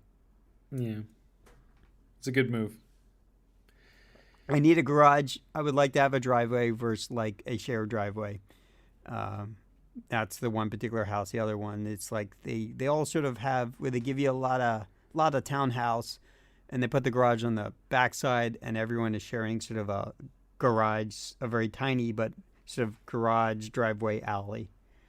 Yeah, It's not a bad approach, but I don't know. Those also places ask for a little more and not giving you really much more room. And the one place is they have a pretty good. I don't know. I have to look at them. I have to physically walk through them, empty, to get a sense of it. So yep. yeah, Just weird. don't pick the first thing you like. Like 10 years ago, I was looking for my apartment, Mm-hmm. and I think everything got arranged around the end of January. They didn't move in until May, but like the whole the whole thing. When I look back at it, I think because the realtor showed me some places that were really shitty, and then I ran into this one, And and I they're was like, like, oh, these are "Oh, my options of it. this is pretty good. This one's Yeah. pretty good compared to the rest." No, But like my current apartment is so much worth so much more than it was then. It's like my like I can, it's just my neighbors. I have new neighbors, and they bought the apartment for like 100K more than I bought hmm mine for, I more than 100K. I knew a couple people.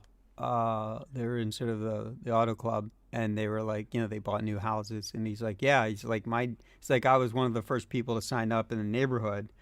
They basically were building a brand new neighborhood, and he's like, yeah, and my neighbor basically paid an extra $200,000 more than I did. A year later, they built a house for me, and he bought a house that was all ready to go, and he paid over $200,000 in a year later, right? And it's just like, yeah, it's just crazy what they around here, and that's actually a low number. It's like the new house normal is 500,000. It's a lot. Mm-hmm. It's a lot. I don't care what story you have about beetles and forests and constrained lumber and whatever. It's like they're taking advantage of a situation. Yeah, That's what's there's that's what's that's part of what's also going on. so my apartment is about 250,000 right Yeah, now. and the place I live in, Euros, whatever not dollar dues. if you look at the comps, this place would probably go for 300. Um, but also like I'm in this basement. It's freezing in here. It's really not. Even if I buy a new house, whatever it is, I'm not looking at the basement as being a place where I'm going to live and exist, because it's, unless you condition it to be a very warm environment and it's finished and whatever, it's always going to be problematic. So I want to utilize the existing space that's available in the normal activity of the house.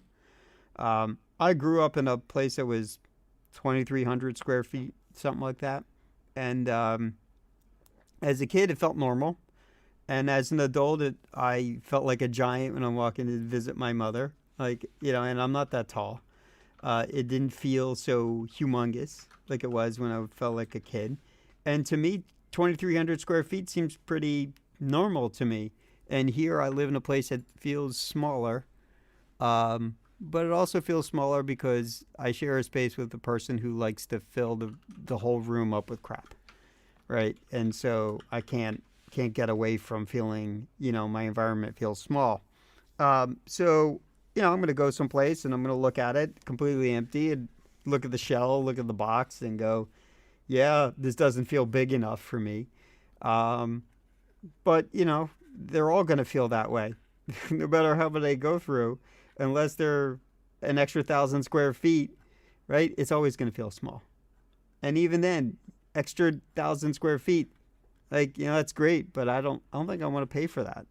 I don't think you know what? I know me. I would use it, right? I'd have a nice big space for like, podcast studio and a big space for like, workshop but I as one individual can only do so much in my life, right? Yeah. And so I don't, the reality is I don't need it. And looking at the places to live, the really key things is, okay, what are the resources of the town? Where's the market? Where's the post office? How close are they? There's one place that, again, where I'm most interested, seems about right. It's a little farther out. The next town over, has some pretty good resources, but even living there, it's like not as good as like the availability of resources available to me within a few miles of living here in King of Prussia. And, I had to get over that. I've been here for a quarter of a century, I gotta get over it. It's time to, if I can't find the thing I want, or I could go to the place next door, town over, be close by. but it might not be the right kind. It might not be big enough of a house for me, or it might not be the right kind of house for me, or it might not be it might not have as much open suburbia as I would like. Yeah. That kind of stuff. So, changing your environment, uplifting yourself, and putting yourself somewhere else is okay. It's just a new thing. Life goes on. It's all good. Yeah. It's a So, good move. yeah, Getting your own place. it's not just moving house. It's a life change as well. So, Yep. Good development. I approve. got to do it first, and then Yep. you could have when you're passing through and you're doing your state's tour, you'll at least have a place you can. Yeah, we still have to see if that's actually going to happen with all the new variants of. I think we're gonna get to a point where it's gonna be something that we just accept, like other vaccines, like we do with flu and cold, and it just is a thing that's around, Yeah. right? No one is tracing how many colds you've given other people or how many flus you're giving other people. Like, no one is tracking that stuff anymore. Yeah, but it's a little bit tougher than a cold. Sure, yeah. With herd immunity, we'll we'll get used to it. Sadly. Yep. We peaked. I think we had 100. No, what was the levels at? So I checked before the weekend. We're currently at 31,000 new cases a day.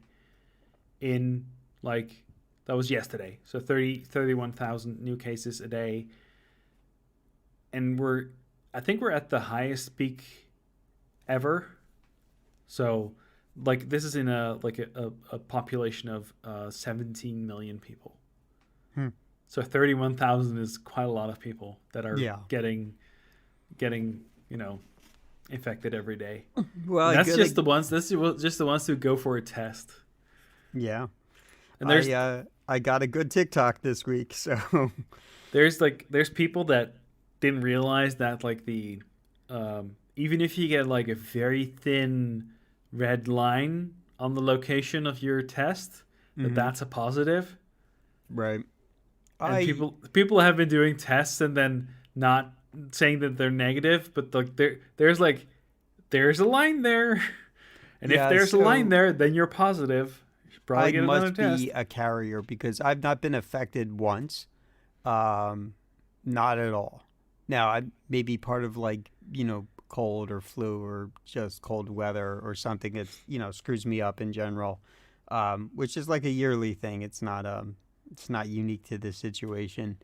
Probably all reports the same to my body. But that being said, probably have been I would think it would be stupid that I haven't been carrying it. But you I might must have been exposed, but I haven't. It hasn't affected me. But maybe your body might have gotten exposed to a similar virus in the past. Right. Right. And well, I mean, I don't respond well to the cold, dry season like it is right now. At work, I'll feel sort of mildly off balance for a day or two, when the flu is going around, but I never get it, Yeah. Do I get a cold while I sneeze? Yeah, but I also have allergies. And I haven't had a cold in 2 years. Longer than 2 years. So I mean, I haven't had the same thing, but I also take the right kind of supplements that are just for my sort of diet, my everything. And that being said, that's not a shortcut. That's just what works for me. Yeah. So anyway, let's go over the fun stuff because we're at 2 hours. Yeah, we got a lot of it. Okay, you got one. Yeah. So karmafields.me. Featuring Amanda Alexander. It's some good music. Polymatic.media/123. I don't know if you'd like this, but it was on my new stuff list, so all the music is okay for me. I exist sort of in a bubble, but music isn't driving my sort of emotional state lately. So There are some artists that I like that have had new stuff that I've yet to sort of catch up on. I got to do that. Yeah. But there will be times where music does totally drive me, and I'm not in that sort of mode right now in life. I listen to music as I'm driving or wherever it is, but yeah. Okay, So it's so Polymatic link/123. yep. All right, so I have one here. An interesting artist who literally draws realistic photos and hair. This is the prime example. It's a little weird, but it's Mm-hmm. really interesting to see what this artist does. Polymatic.link/12G. Okay, next one is Anticipation from Teleporter. Polymatic link/124. Yeah. it's Uh, it's short, but it's fun. yeah.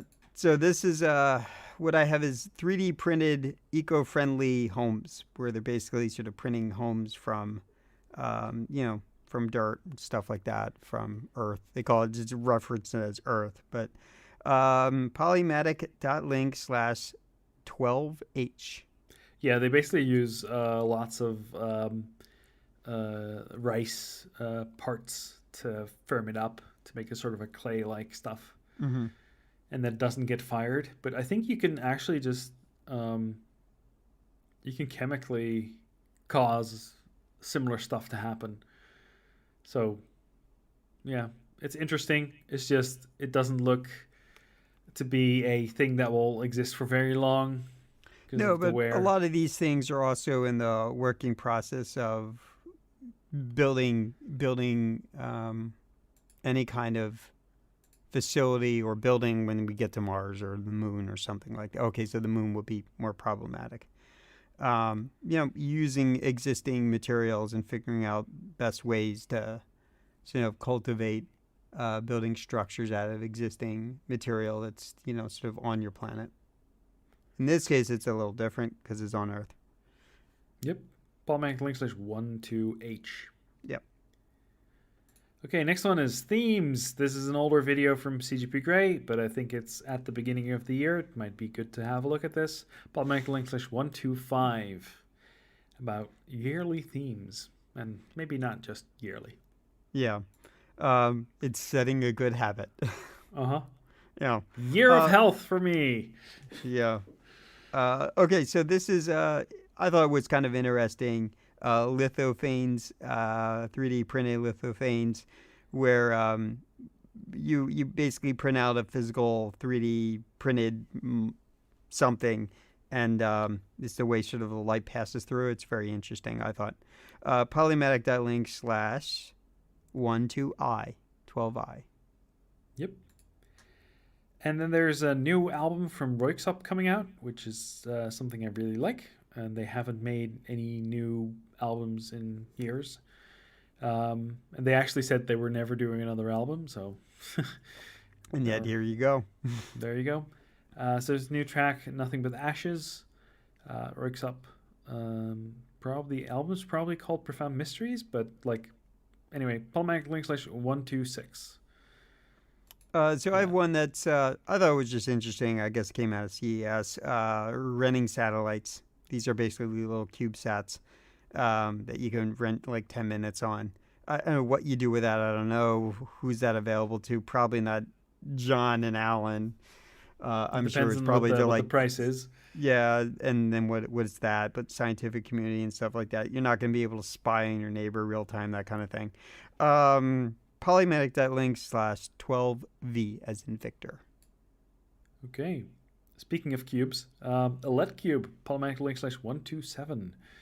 I kind of want to build one. On the other hand, already have lots of bright lights around me, so Yeah, it would be neat. Like I don't know, when I buy a house, move in a house, have a new redo office area, be a little less of a like, you know, um, sort of setting up a snuggie of crap all over around me because I don't have no room. Maybe that would be a neat little thing in a very minimalistic, desktop. But I don't know if I would want to build one. At best, I might want to buy one.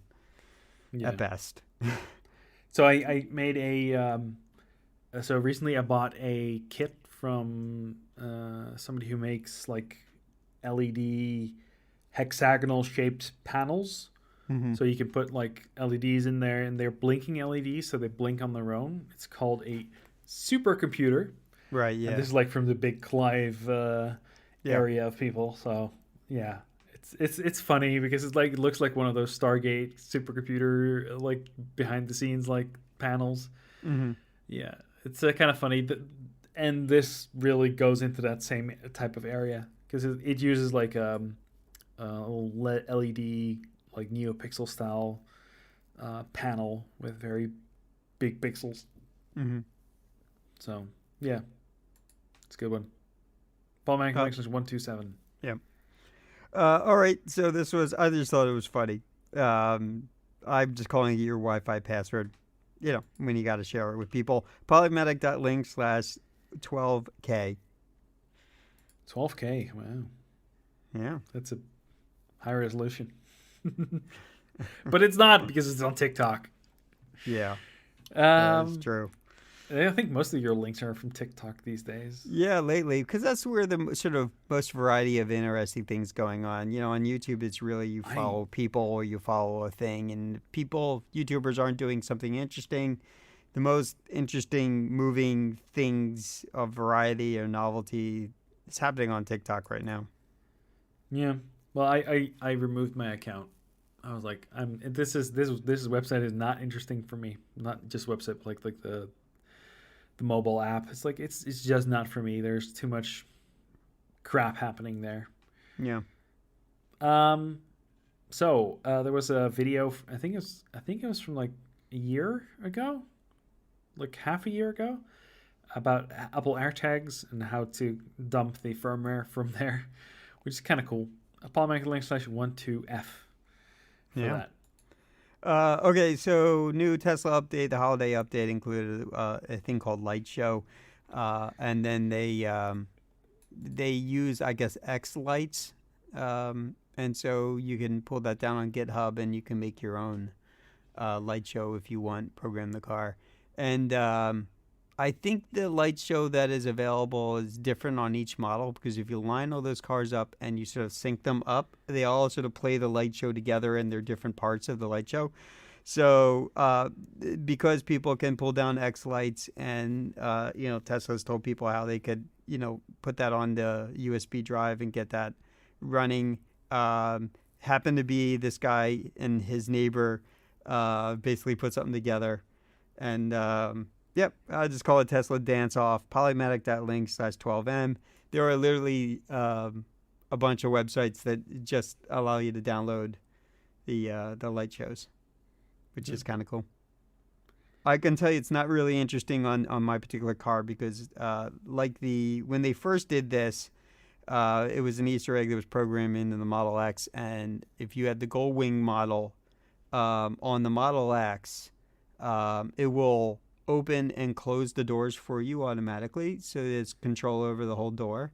Mm-hmm. So it would take the Gold Wings in the back and it would literally pop them up and it would sort of flap them in coordination with the whole light show. It's kind of neat. So that's where the light show is the most interesting. So it really is just a combination of blinkiness. My car is old enough that they don't have a stock power lift gate for the trunk.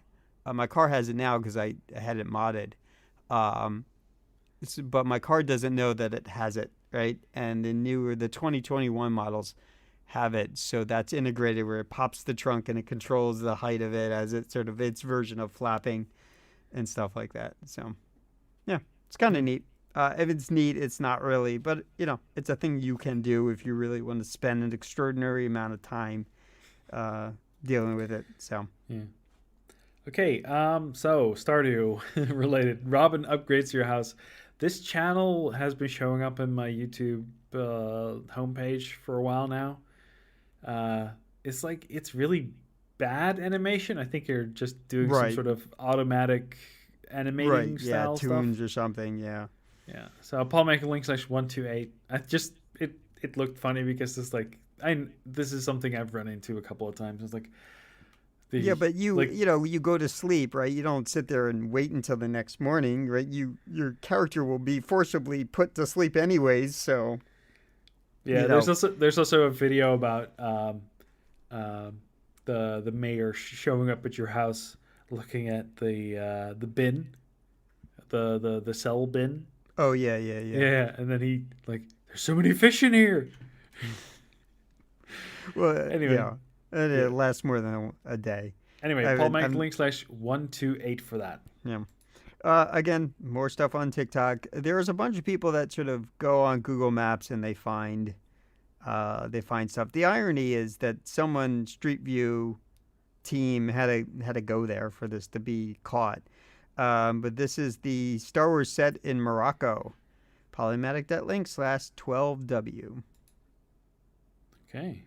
Relay computer go burr. Polymatic.link/129. Yeah, it was Interesting video interesting. about relay computers. Yeah. The ENIAC was basically created by the company I eventually worked for. Was called Unisys, but they that was basically built in the basement of University of Pennsylvania in Philly. And my father had said he had seen one of them because they built a bunch of them. But like when he started college, like he's like, yeah, I've been in the basement. I saw the original. Mm. And it wasn't a museum piece either at the time. So interesting, a little bit of history inside Philly. So, Okay. so I just thought this was interesting that they made this at all.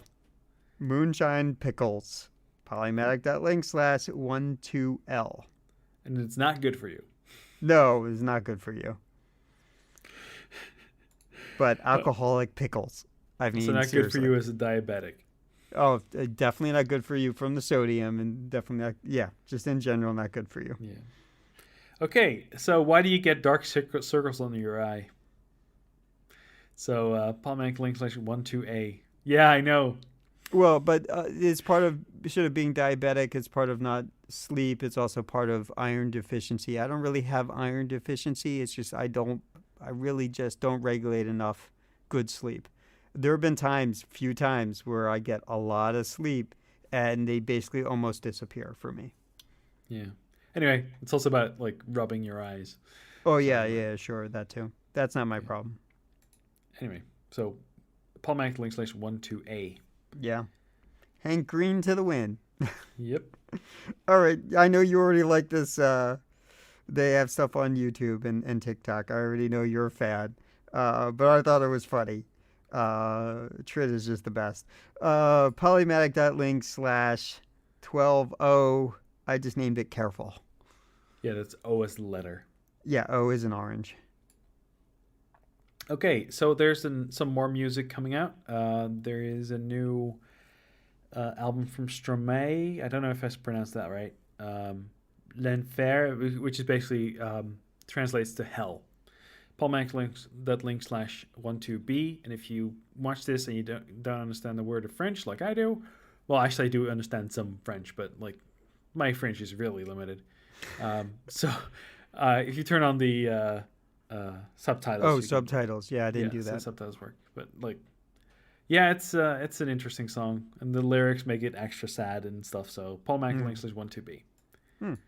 All right. This is interesting Minecraft item. I just call it Moon. Polymatic.link/12P. Okay. That must have taken a long time. Well, they're using structure blocks, so Oh yeah, okay, I got it, yeah. it does work out. So we got another from the same guy, Papa to I, which is Polymatic.link/12C. This is it's a pretty old song by now, but like it's a funny video. He does catchy stuff, so Yeah. Polymatic.link/12C. C, yeah. Okay, so talking about variants, I laughed at this when I saw this. I call it the red lines. I don't want to ruin the surprise. It's very short. It's on TikTok, Polymatic.link/12U. Huh. Yeah. Interesting. Uh-huh. Interesting red line. Yep. And that tells you a lot. Tells you a lot about people and the situation in the U.S. Yep. So Alexa into Gladys. Polymatic link /12D. Somebody stuck Alexa into a Gladys. Yeah, it's pretty creepy. Yep. Yeah. Oh, that was polymatic.link/12D. Yeah. Okay, so this is an old video. Finally made its way. I'm sure it's on YouTube or wherever. It finally made its way on TikTok. I'm sure it's not. It's clearly not the guy. It's just someone sort of repurposing it for views, but still funny nonetheless. And no matter how old it is, this person has nailed personalities and career types. Yeah, I think he pretty much nailed it. It's unnecessary. Unfortunately, it's right on and amusing at the same time, and also quite a bit sad. Polymatic.link/12Y. Yep. Okay, next one. This is a video from Captain Sparkles. I've linked him before, and I hope you watch this because it was very entertaining. I mean, he lays the pain point out exactly. Like with the whole owning of a Minecraft seed. Yeah. Yeah. I found like a TikToker which like they shared the like some really interesting seeds or whatever it was, but it was, whatever. I don't know. It's funny. It's funny what happens when you input the right thing. It doesn't work anymore in 1.18 because they have a new seed system, so awesome. Yep. Because now there's a different world height, so yeah. That all had to change. So so Polymatic links /12E for that, and you should follow him. He's got some fun videos. So he's also playing Minecraft with Car Corvus, Base Trade TV, and Crumb. So if you want to watch some Stardew, it's nice to have it on in the background. It's kind of like a podcast or something like that. Right, I got you. Or like watching someone who twitches and you're doing something else. Yeah. Okay, so then last, I just called it Lego ASMR. I think that's what the channel name is. I don't necessarily follow the channel. I thought it was interesting. It may make you hungry, probably unlikely, but I thought it was really good. In general, I thought it was pretty unique. Polymatic.link/12S as in Sam. Yeah. 2.5 hours later. So so Alan, where can they find you? On the internet. On Twitter. Chase. Yeah. CHAESS for his Twitter. Yeah, that'll work. I don't really say anything there, but yeah, you can find me there. Occasionally. We should get we should just link our stuff in the notes, and then that'd be it. Yeah, I mean, I do podcasting, but I really don't make an effort to be sort of online presence. I'm not, I don't survive by that as my my income. So, okay, you can find me on Twitter, but it's easier if you go to johnbucker.name, because that's my domain that I just forwarded just to my Twitter. I was like, okay, I used to have a WordPress site on it, and I'm like, okay, I don't want to maintain this anymore. Nuke the WordPress site. Bye-bye. And I just forwarded it to Twitter. So 2Ks or 1K? Double K. Yeah, there you go. It's not Baker, Bucker. Bucker. Dutch spelling. Okay. For feedback, you can reach us at podcast@Polymatic.media. Music is by Seuns, which you can find at Polymatic.link/EK. Twitter is The Polymatic. Our website is Polymatic.media. And I hope you tune in next time.